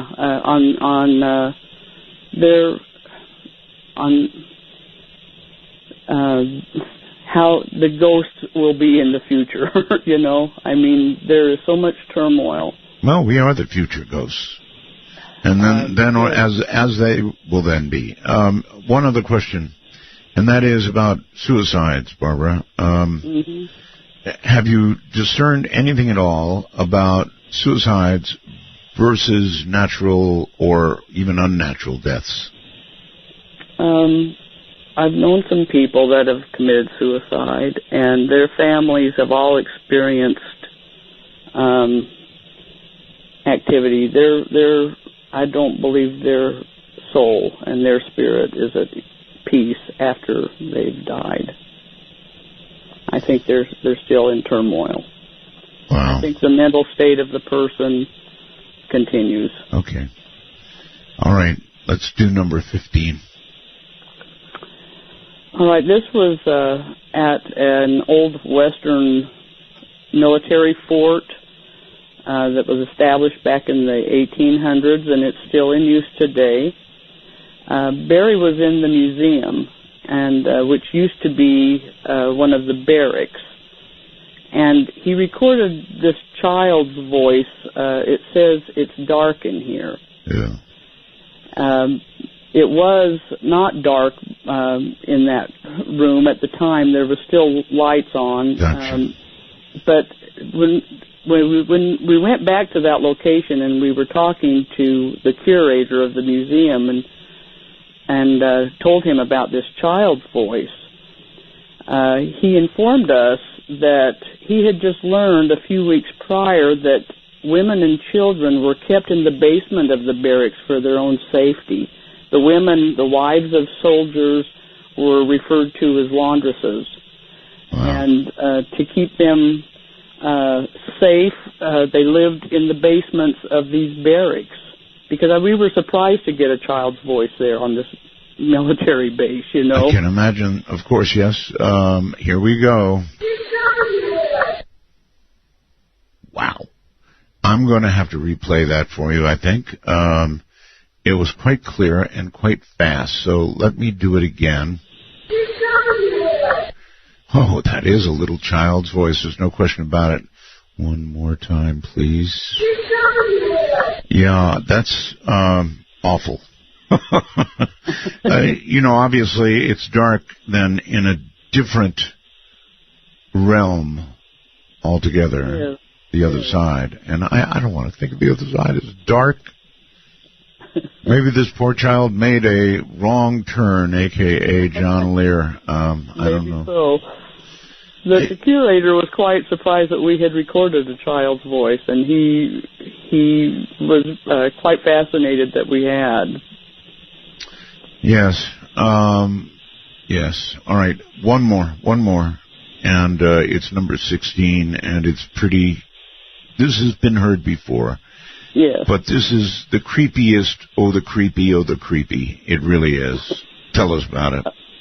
This is in a cemetery, And it's one of our favorite places to go. We get great EVP out of this cemetery. And we were discussing some ghost pictures that had been developed, and we were looking at them and talking about them. And we recorded this voice. I think that she came to a self-realization of her situation, and she says, "I'm completely dead." The moment of realization, huh? Okay, here we go. I'm completely dead. Okay, so we don't have that one repeated unless I repeat it, and I shall indeed repeat it. I'm completely dead. Okay, what's being said is, I'm completely dead, and there's absolutely no mistake about it. One more time. I'm completely dead. That's so weird. I mean, it might not have been the instant of recognition that person was dead, but it had not been a long time since that person found out they were dead. That would be my conclusion. Would you agree? Very, very possible. That cemetery is so active. In fact, one night, I've got to tell you a little ghost story. Okay, we don't have the time. It'll have to be on the other side. Okay. Other side of the other side. Break. The other side. This is Dead Air in progress. Mississippi, in the middle of a dry spell. Jimmy Rogers on a Victrola up high. Mama's dancing.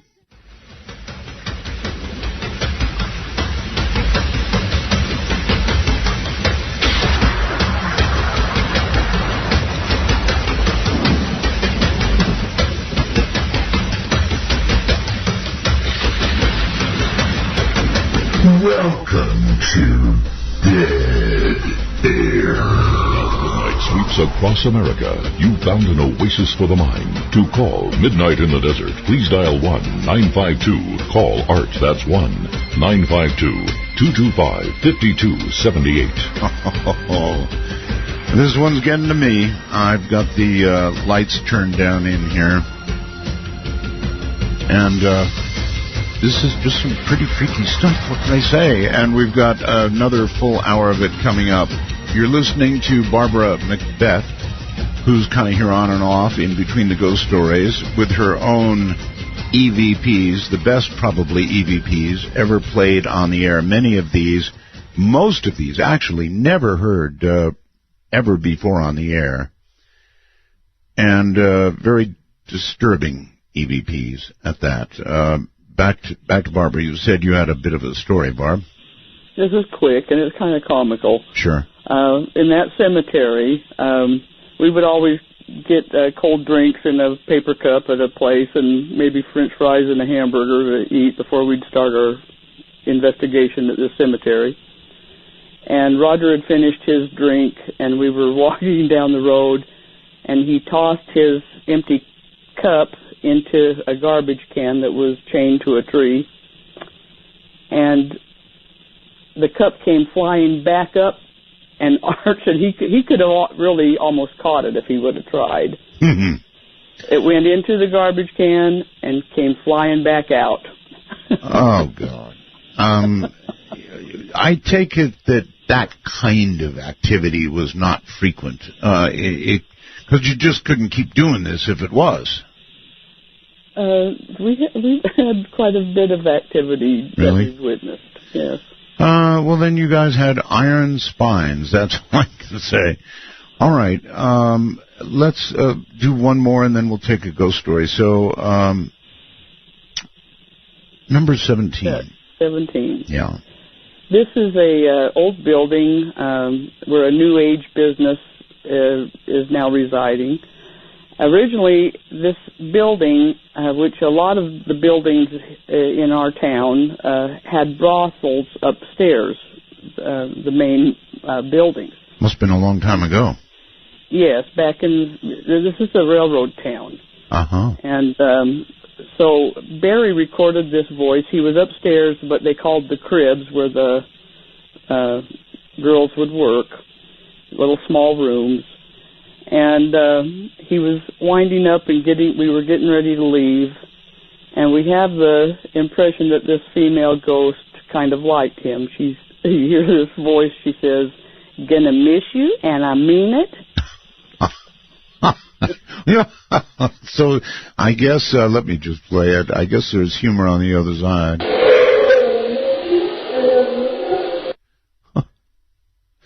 Okay, that's only a single play, so I'm going to have to do it again. So you're listening to this, well, it's a young lady, all right? I'm going to miss you, and I mean it. Can everybody hear that? I'll do it one last time. It was from a brothel, and I guess he made an attachment, so to speak. Here we go.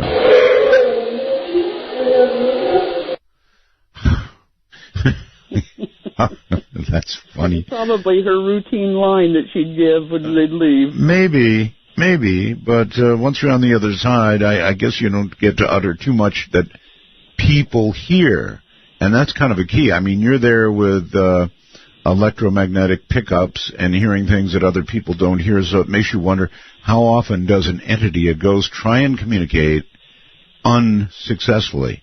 Probably most of the time.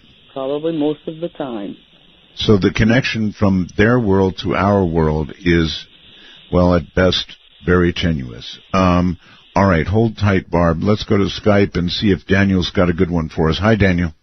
Hey, Art. Hey.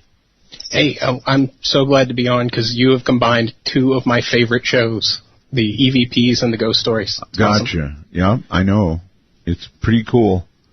So my ghost story starts in 2006. I went to a really small private college in North Georgia. And the ghost legends around there are really sort of famous among the students. Mm-hmm. But the one that I always heard, because I was a theater kid, is in our little black box theater was the spirit of Jesse, who was very big into the theater, always played an older role if they needed him, and was supposedly a janitor who died in a car crash. Right. And I experienced little things with Jesse, but he really got me one night when it was my first date with the woman who would become my wife. Oh. We set up a little TV to watch a movie, and I dragged a couch in, and I was one of like 3 people who had a key to this place after hours. Mm-hmm. So we watched our movie, and the thing you have to understand about this black box is, in the middle, it's a wide open space for 2 floors. So when you're in the middle of it, you can see not only the hallway around you, mm-hmm. but you can see the hallway up above you with perfect clarity. So we're sitting there talking on the couch. Movie's over. It's dark except for one single light on, ironically called the ghost light. And we're sitting there, and all of a sudden we hear footsteps up above us. And so we look at each other, and we're really freaked out. And we sit there, and Art, I kid you not, up above us, we hear these footsteps go running from one side to the other side. Mm-hmm. And they sound like boot steps. Very, very loud. Obviously someone there. And Art, we can see it. We can look up there and see every bit of that, and no one is there. Nobody is there. So as the footsteps go, there's nobody there. Yeah. Uh-huh. So they do this, and we sort of pass it off at first and go back to talking. So then it happens 2, 3 more times until, I kid you not, we're done. Mm-hmm. We are we're in 2 college kids in the middle of a dark theater, and we say, we're out of here. Screw this. I mean, we're out. I'd have been out the first time. Maybe the second time. First time, I guess you could put it off to something, but when there are footsteps going right past you that you should be seeing, something attached to them, and you don't, twice would be not nice. Oh, and it's not just footsteps, man. They are running. They are heavy boots, and they are booking it from one end to the other. I got you. And the real punchline to it is that this is maybe January. I graduated months later. So right before I graduated, I talked to the head of the theater department. We're sitting in her office just chatting, and I happened to bring up Jesse because I never truly believed the legend behind him. I'd experienced him. I knew he was there. I totally felt that.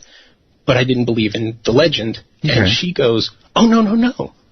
She said, he wasn't a janitor. And I said, excuse me? I'm floored. She said, oh, I knew Jesse. He wasn't a janitor. He was a cook. He loved the theater. He absolutely adored it. And she goes, actually, and she reaches around and she grabs a picture and she hands me the picture, and there was Jesse. And she absolutely confirmed that not only was Jesse a real man, not only did he love that theater, but that she believed that he was there too. I mean, it sent chills down me. All right. Thank you so very, very much for the call. And let's go to Santa Rosa, I think, California, on the phone. You're on the air. Hi, my name's Kathy. Hi, Kathy. This took place in Marin. I occasionally am called to help people if they have a disruptive spirit or weird energy in their house. And some people down there had built an add-on to their home in Marin. They added a guest room on the back, and every time somebody stayed in it, they always wound up on the couch in the morning saying that it was freezing in there, that they didn't feel good, it was too cold, there was something wrong with their air conditioning, and sometimes it looked cloudy in there. So they would always wind up kind of afraid sleeping on the couch. And they didn't deal with it too much because they didn't use it to sleep in themselves. But then one day they decided they were redoing their house, and they were varnished a mantle over the fireplace.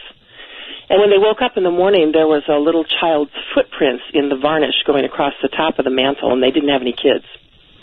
So they got a little freaked out about that, and they decided they knew someone who knew me, and they just said, would you just come over and take a look at this, what's going on in our house, kind of an energy feng shui, I suppose. Sure. And I went there with a couple of friends, and I have some abilities to do this, so we walked into the room, we opened the door, and it was like walking into a refrigerator. It was really, really cold. I mean, they said it's never been this bad, and we could see kind of a hazy, almost just a lightly milky cloud right in the middle of the room, and it happened to be just right where the bed was. And I went and I said, well, let's just stop for a moment and take a breath, and I said, hello, who are you? Is there someone there? Yes. Who are you? And it moved toward me, and no one else could hear this, but I heard it right next to my ear. It said, Mother. I'm looking for my mother. Oh. I kind of got a little, well, okay, this is intense. So I said, what happened to you? And I saw a picture of a swimming pool. And they also had mentioned to me that occasionally they found piles of little bits of water in the floor. Really? In that room. And there was actually some dampness on the floor when we were there. So we actually walked out of the room because it was really intense, and we were having a little bit of a hard time with it. You actually saw water on the floor, little water? There was little, damp piles of water, just like 3 or 4 of them leading out the door. I so know where this is going. I'm afraid. Well, they had actually had the plumber come and check. They had the air conditioning checked. They thought there was something wrong with the house. Right. So I sat down and I asked them, have you ever had a swimming pool in the backyard? And they said, no, there's never been a pool there. And I said, are you sure? They said, well, we can call our next door neighbor. They had someone who lived there for 50 years. They gave her a call while I was there, and she said, well, yeah, some 10 years ago there was a swimming pool there, and the people who lived there, their 3-year-old daughter had drowned in the pool. Oh, my God, I knew it, yeah. And what had happened is that the father he blamed the mother, and he was so livid he literally showed up with bulldozers, I guess, and bulldozed the pool and filled it with earth, and they moved out. And 2 years later, the mother evidently, who had never gotten over it, died in a car accident. It was a single-car accident. There was some speculation that she had killed herself. And the little girl was, so as I talked, they told me this, I said to the little girl spiritually, just telepathically, can I help you? And she said again, I will need to find my mother. And I did a few things that I know how to do in terms of assisting spirits to move on, and reconnected her to let her know she didn't have to stay there. And I did manage to reconnect her with her mother and help them both move on. That poor little girl. Do you have any, I mean, we hear, with these EVPs, we hear so many children. Do you have any clue? I'm going to go back and ask Barbara again, but I mean, we adults, we somehow think that if a child like that drowns in a pool, they're not going to some nether region where there is nothing or darkness or cold or whatever. They're going directly to heaven without passing go, but it doesn't seem that way. Where was that child trapped? She was trapped in the anger between her parents. They didn't let go of her, and she was actually trying to heal her mother. One of the reasons she didn't leave was because she was really in pain about the fact that her mother literally disappeared spiritually. She just went kind of in such deep depression, and the entire family was destroyed. And on some level, the little girl was still trying to find them and heal it so she could move on and finish the cycle with them. And it was a very, very painful thing. We were all very sad when we got done, but uplifted because we actually were able to assist them and that's a whale of a story. Thank you so much. You're welcome. Take care. It's hard. This thing with kids is really hard for me. The adults, well, you can imagine all kinds of long lives lived, right? In error or sin or however you want to look at it, and they're being trapped, but not children. So there must be many things that we truly do not understand about what we call the other side.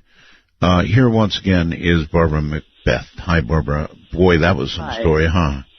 Yes, it was. She actually got into a dialogue with a little 3-year-old. My goodness. And hopefully the people that live in that house have never experienced her again. She has moved on, hopefully. It'd be interesting to know. When I asked you about tell us something about the other side, you really can't. I do understand that. But you do believe, right, that this is some sort of, I don't know, middle area before you go on to wherever your final destination, I'm not trying to spit out movie titles here, is? Well, you're getting into theology. Yeah, a bit. I just believe that we continue on. I believe that it's a learning process, that this is just one of the lessons, life's lessons here, and we continue on. Number 18. All right, you're going to hear Brendan and Barry. We were investigating a mortuary, and Barry recorded this. And you'll hear Barry say to Brendan, I hope there's no bodies down there. And this voice tells him to talk to the dead. Talk to the dead. And there was several bodies down there. We didn't know it. There was a couple of us that went down in the basement, and there was probably about 9 bodies on slabs in this room. On slabs? Yeah. All right, here you go. There's a body down there. Okay, that was very fast. Let me try and do it again here. Many of these earlier times were repeated. Let me try it again. There's a body down there. Okay, that's a little hard for me to hear, so I'm going to do it one more time and see if I can hear it. There's a body down there. Yep, talk to the dead. That's what it is. Talk to the dead. That time I got it clearly. These old ears are trying. All right, so yes, there it was. Talk to the dead. And now I'm, in view of the discussion we just had, let's push on to number 19. All right, this was recorded in a cemetery, and I think we've played this one on your show before, but you're going to hear wind blowing and a baby crying throughout the whole time. It was after midnight, and there was absolutely no children around, and the EVP is not looped. This whole crying episode is just what was recorded. Okay.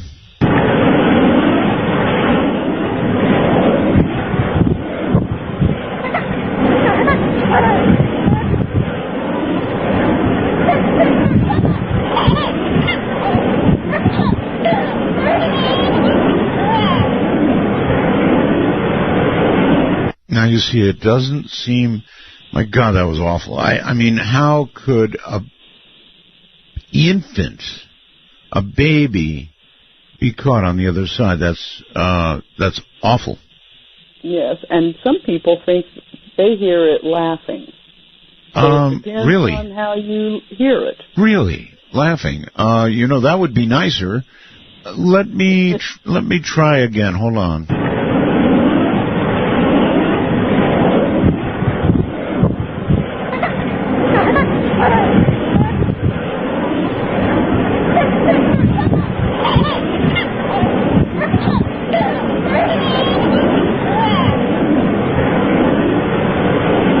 Thank you, Barbara. It's the power. It's either the power of suggestion, or I'm not really sure, but it does indeed. Thank you, thank you, thank you. Sound like laughing. So it was written. You know, that helps me a lot. You'll never know. It says baby crying, and I thought, oh God, baby crying, not good. And when you made that suggestion, maybe it's just the power of the mind. Yeah, who knows? Honestly don't know, but yeah, amazing stuff. All right, let's go to Skype briefly and say hello to Brian. Hey, Art, how's it going? Well, it's a pretty wild night, Brian, as you can hear. Oh, yeah, definitely. Okay, so are you going to, first of all, turn off your device, please? All right, is that better? Yeah, it needs to be off. And if you have a ghost story for us, proceed. All right, this actually has to do with a listener that calls into you a few times, Jack W. He's a good friend of mine. He took me into a cemetery near us, and we decided to take a mirror in there one time, and it was not a good thing, we found out, because it actually got extremely hot in my hands. The mirror did? Yes, it did.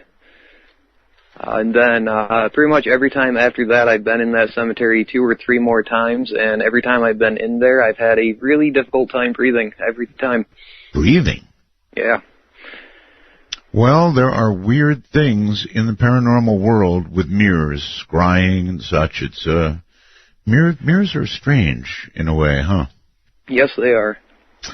I appreciate your story. It was short and quick, the way to do it. Thank you very much. So, what do you all think about that? I'm kind of glad that he brought it up. Barbara, mirrors. Are you aware of anything with regard to mirrors that is strange, unusual, paranormal? Yes. Mirrors, to me, are weird. There's a lot of, there's some cultures, I don't know if they still do it, but I know they used to do it when a person would die. Yes. They'd put mirrors up because the dead supposedly does not like seeing themselves. Huh. You think the dead can see themselves? I don't know. I don't know. I just know that has been a procedure of certain cultures in the past. I see. Brendan experienced seeing that child in the mortician's house. It looked like his neck was broke. It wasn't fitting right. Brendan saw his reflection in the mirror. Gosh, no thanks. That's horrible. All right, Barb. Hold on. I'm going to I'll put you on hold and venture forth. We've been getting quite the night tonight. Lake Charles, Louisiana, I do believe. Hello. Art, thank you for replaying the baby, because I'm sitting here and I had chill bumps. Do you kind of agree? I mean, when you first hear it, you go, oh, God, a baby. But then when you listen closely, she's right. I think it's laughing. It got better. I want to think it was laughing. Okay. This is Michael. So I've lived in Lake Charles, born and raised here, but in 2004 I moved to Alaska to be a youth pastor for a church. Huh? I was living in Seward, and was invited to come and speak at a church in Fairbanks. Mm-hmm. It's about a 9-hour drive from the south. Not used to. Got there in January. This was in February. I took out on this trip by myself and had been given tips, and this is where you want to stop, this is where you don't want to stop. Gas is real expensive here, things like that. Yes. So I got out of just north of Anchorage, north of Wasilla, and up in that part of the country, the people that I had been with had stopped and picked up hitchhikers, and they just said it's just kind of a thing. You don't really do it in Louisiana, but here it's life and death. If you see somebody on the road, they're probably not going to. So I saw a man walking north on the road, and I pulled over. Mm-hmm. He got in the truck, and I remember distinctly he had a kind of a little bit of a body odor smell, and he smelled like a campfire. He was his name, he told me, was Alex. He spoke with a Russian accent, and he said he was a mountain climber, and he said his favorite place on earth was the top of Mount Everest, and that he was in Alaska to climb Mount McKinley. So he was on his way to Denali Park. He rode with me in the car for about 2.5 hours, asking me about why I was there, about my calling that I felt on my life and feel on my life, discussed those types of things with me, gave me tips about driving in the ice, and told me not to do things that would have caused error. Right. And we came to a town called Trapper Creek. I don't know if you're familiar. And I was not going to get gas there. It was one of the places I was told the prices will kill you there. And he said, you'll want to stop here because the weather is too bad. Denali is the part where I was planning to stop. They're going to be closed. And so I said, okay. And he'd been in the car for 2.5 hours. We talked extensively about Everest and his plan to see the top of Mount McKinley. Well, we stopped. I got out, started fueling the car. He grabbed his small backpack that he had, I saw him walk into the gas station, a little junction station, had a little cafe in it. He walked through the doors. When I finished filling up, I went in to use the restroom and pay and grab a bite. And I asked the clerk, I said, where's the man that just walked in? And she looked at me and said, you're the only one who's been here for hours. Mm-hmm. And I said, no, a man just walked through these doors. We spent 20 minutes walking around the back of the building. We followed the tracks back to the 2 sets of tracks back to the truck. He was nowhere to be found. There was icy wetness where he had been sitting in the truck. Really? The truck still smelled like him. So at that point, I've chalked it up to, was it a ghost? Was it an angel? I don't know I wouldn't have had enough gas when I got to Denali. That gas station was indeed closed. Well, here's what I'll say. It may be that living on the other side, as he may have been doing, he could spend time on Everest, because I can assure you the average human being can't breathe at the top of Everest. Not for long. There are a few who claim they've tried. But the fact of the matter is, there is not enough oxygen up there to support a human being, and frequently the stay on Everest is not somewhere.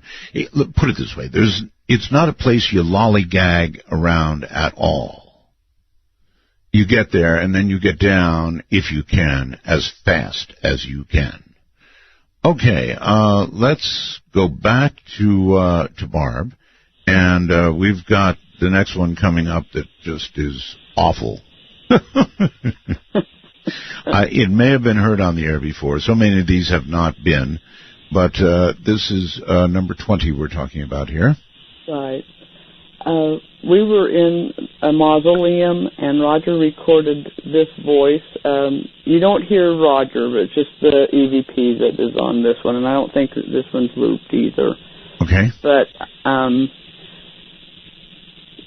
Roger had said, talking about our video camera infrared lights, he had apologized to any ghosts there, saying that our lights would not hurt them. Mm-hmm. And he recorded this voice saying our death gate, and you can hear this voice kind of echoey. It's all marble walls and floors and ceilings. Okay. All right. Our death gate, not one I like. And hold on. We're going to get to it here. I'm going to have to play this, I think, several times for you. Death gate, that would mean where you go to die.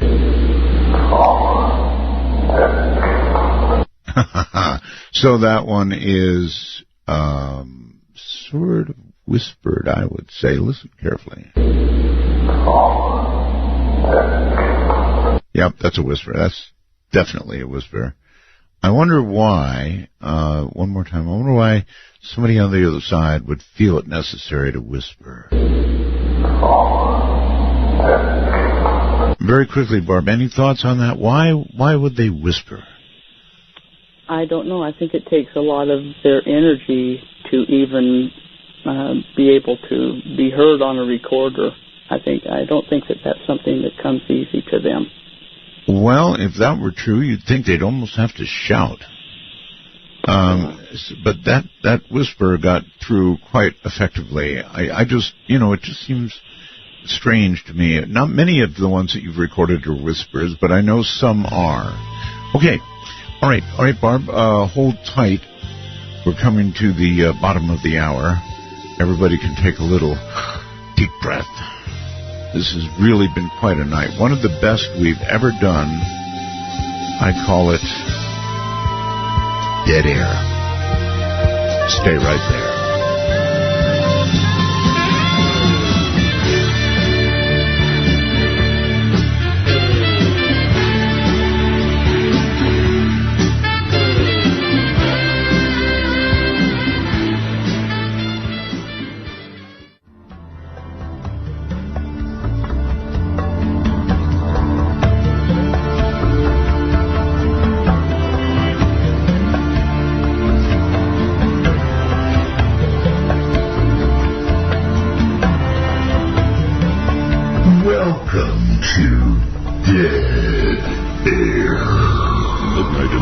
Doesn't screen calls. We trust you, but remember, the NSA, well, To call the show, please dial 1-952-225-5278. That's 1-952-CALL-ART. Top of the morning, probably, for the majority of you out there.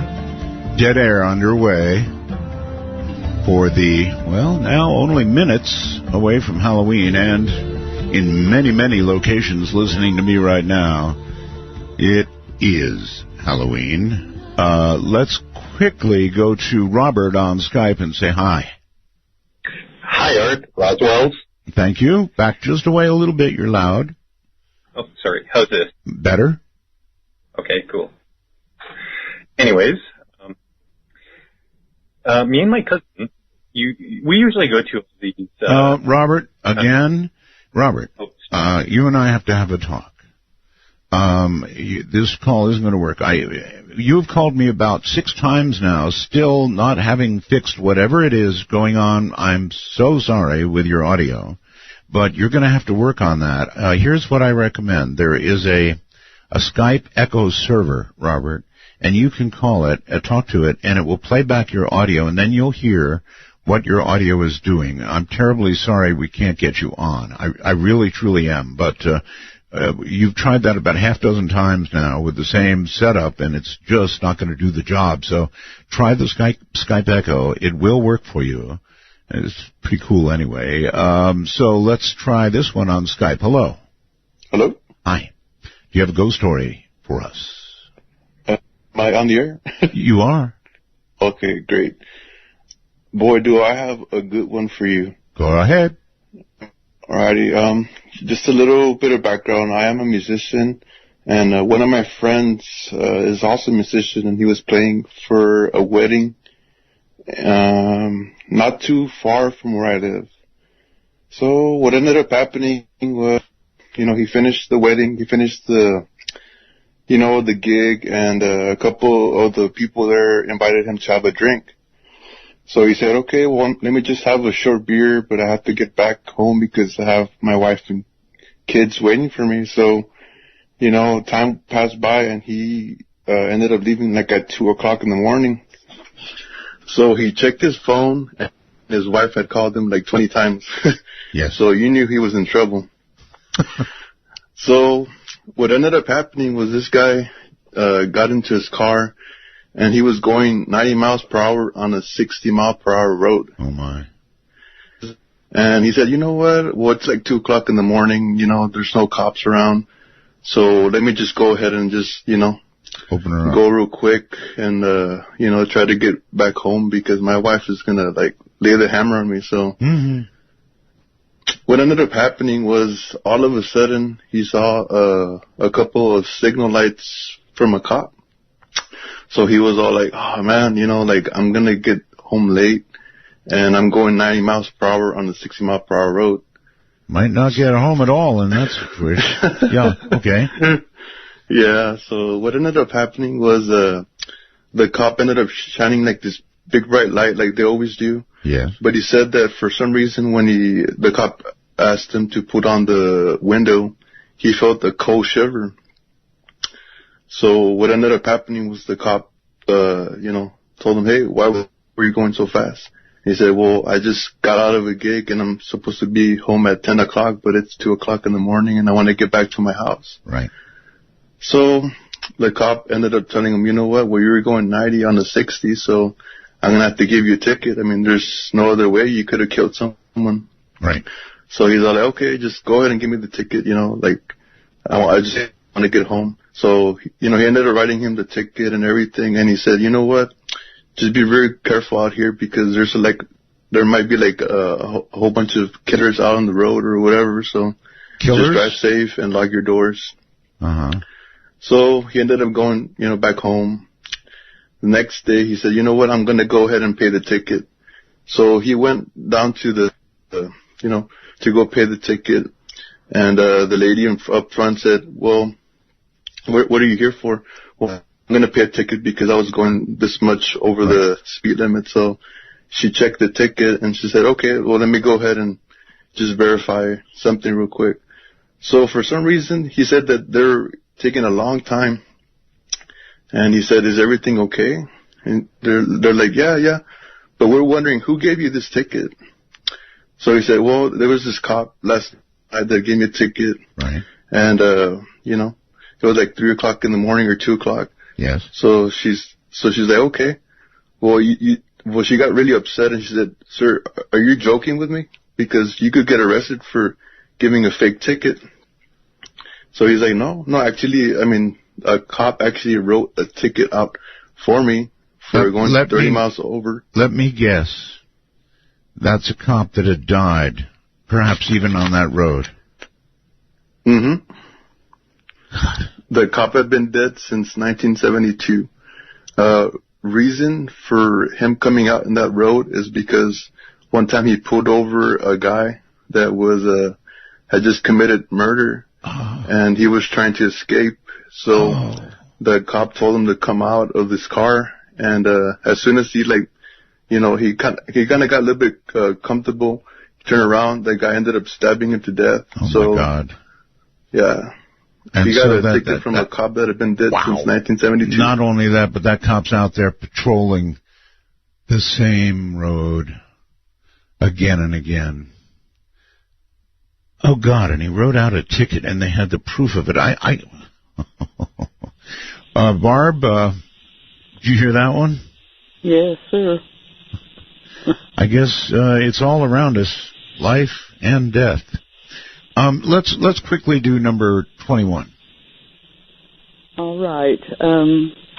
You remember the Stock Exchange building where the drowning episode took place. This was from the second time we had visited and investigated this building. Right. You were going to hear, I think it's Brendan. He says, okay, this is our second recording from the building. We are now getting ready to leave. And an EVP is recorded here, and it says, it's dead. Oh, it's dead, okay. Okay, this is our second recording from we are now getting ready to leave. It's dead.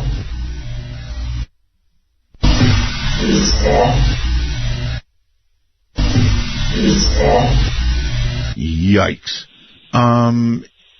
Do you think, well, the other recording you mentioned was where the drowning was? Yes. Oh, my. That's the same building. So maybe it was referring to that situation. I wonder. I don't know. But that's the building where that all right.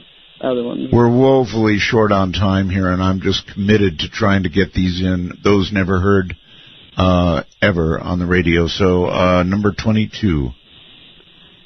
All right, you're going to hear me talking about another EVP in this. You're going to hear me talking about how the quality was, and I'm saying you can tell he's real quiet and draggy, and it sounds like it hurts him to talk. Mm-hmm. And this EVP was recorded, and it says, "We can talk."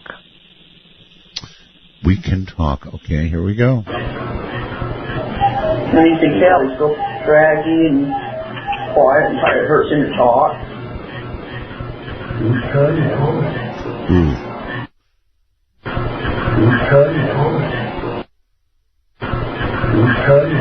That's unnervingly clear. Yes, that was recorded in the house that we rented for several years. It was quite active. Oh, how, I guess for you, lucky. I thought so, but my husband Roger didn't. I would imagine not. I'm with Roger all the way. One more time. That was freaky. Now you can tell he's so draggy and quiet and it hurts him to talk.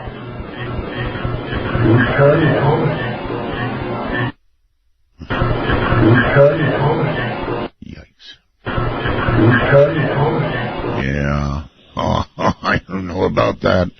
Obviously, they can talk. It's a rarity, I suppose, but apparently they can. All right. Hold tight, Barbara, for just a second. Let me see. Like a one-arm paper hanger here. Let's go to, how about this one? You're on the air. Hello. Hi, good evening, Art. This is Millie. Hi, Millie. How are you? I'm doing good. Love the show tonight. And I want to give a quick shout-out to the Art Bell Time Travelers on Facebook. And we have a quick question, and I will get to my story real quick. Okay, question? At the beginning of the show, before the first EVP came out, there was a spliced voice that came in while the two of you were talking. And we don't think you heard it. We all heard it. Did you hear it? No. You're going to have to go back and listen to it. It was like right around the beginning, the first couple of EVPs. I think it was right before the first one. All right. Well, I can listen. I can go into my, I'm a time traveler, believe me, so I will go and I will listen, I promise. All right. We thought you were haunted. Okay. Now, back in California, we lived in a haunted apartment. A man had killed his girlfriend in there, and we knew it was haunted. Weird things happened in it. And we had these two friends that had been together forever. We took them over to our ex-brother-in-law's house for a barbecue. Well, she kind of got a hankering towards him. And, we didn't say anything to the man. His name is Ron. And he was over drinking one day with us. And we had this table that my husband made by hand. It was a very strong table. You could jump up and down on it, and it wouldn't move. Right. And he was talking about his girlfriend, and we kind of lied about it. And every time we would lie, one of the legs started bending out. Oh, my. And I noticed it. My husband noticed it. And we tried to change the subject. It hadn't fallen over yet, but it took about a half an hour. And within that half an hour, that leg bent out to the point where the table actually fell over. Oh, my. And my husband picked it up. Now, the leg was from another table. It had a screw in the center of the leg, and it was attached to a table bracket. The bracket had a lip on the inside, so the leg kind of slanted out, which made them really strong. Yes. Do you know what I'm talking about? Yes, but how it would bend, no, I don't know about that at all. And the screw was not bent. He put it back in, and it was fine. That table lasted for years, and it never did it again. But the more we lied about him, about where she was, the more that thing bent until the table fell over. Usually it's a nose growing, not a table bowing. I think the lady that died in there was telling us, don't do it. At least I got a laugh tonight. Thank you so very, very much for that story. My goodness, folks. All right, let's go back over here and say, Barbara, you're back on the air again. That was quite a story, wasn't it? That's great. Okay, we're way short on time. I'm determined to get to the last two, so let's do it. Number 23. All right. We were at a bed and breakfast place. It's a big mansion that they've turned into a bed and breakfast in Salt Lake. Right. And the woman that was on staff that night, she was showing us around, and she said there was this little table by the office that she sat in, and she's looking at this book that had pictures of the original homeowners of this mansion. Right. And she said, you're going to hear her say, this was the main guy. It's Dr. Edward Woodruff and his wife. And then this EVP says, very feisty. Very feisty, really. Well, that's a new one. This was the main guy. Dr. Edward Woodruff. Why? Very feisty. Very feisty. Very feisty. Wow. The unusual things that come from the other side. It's just, what a comment. Very feisty. That's. And it makes you wonder, did he know Dr. Edward Woodruff's wife? Yeah, well, that's right. That's right. Okay, last one, Barb. All right, this is a Utah cemetery, and it was the cemetery that we've gotten so many great EVPs from. This voice, we recorded him many times in the first couple of years that we would go there. Really? Or there were several of them that had the same voice, but anyway, you're going to hear. We were discussing a voice that was previously recorded and that said A Company when a military headstone was being read aloud. Oh. And Roger was relating this and erroneously said Company A, real proud. You'll hear Roger say that. And I recorded this voice repeating him, Company A. Oh, so, okay, here we go. Company A. Company A. Wow. Wow, that's a real wow. So, and also very clear. So this is a military man, very, very proud of Company A. One more time. Company A. Company A. From the other side, that's actually one of the best ones I've ever heard. And you can hear in this military man's voice that he's very, very proud of the fact that he's Company A. One last time. Company A. Company A. I would say that was uttered in a proud military manner. I would agree. Well, Barb, it has been unusually amazing tonight, a mixture that we've done, and I don't know how to thank you for doing this. I know it took a very great deal of prep on the part of my producer and working with you, and then to be able to mix it with some of the greatest stories we've ever had on a show of this sort. Some great stories tonight. Yeah, absolutely great stories. So I want to thank you and all of the GIS, but especially Barbara, who stuck it out with us on what's about to become Halloween. Thank you, dear lady. Thank you very much, Art. Always a pleasure. Good night. That's Barbara. She's really something. Really, really something. Thank you all. I wish the lines are stacked. I wish we could get you all in, but this is now only a 3-hour show. So we have to stop when we have to stop. I hope all the little ones enjoy their candy gathering for the morrow. And be it safe, please. From the high desert to all 25 time zones out there, Dead Air says good night. Midnight in the desert.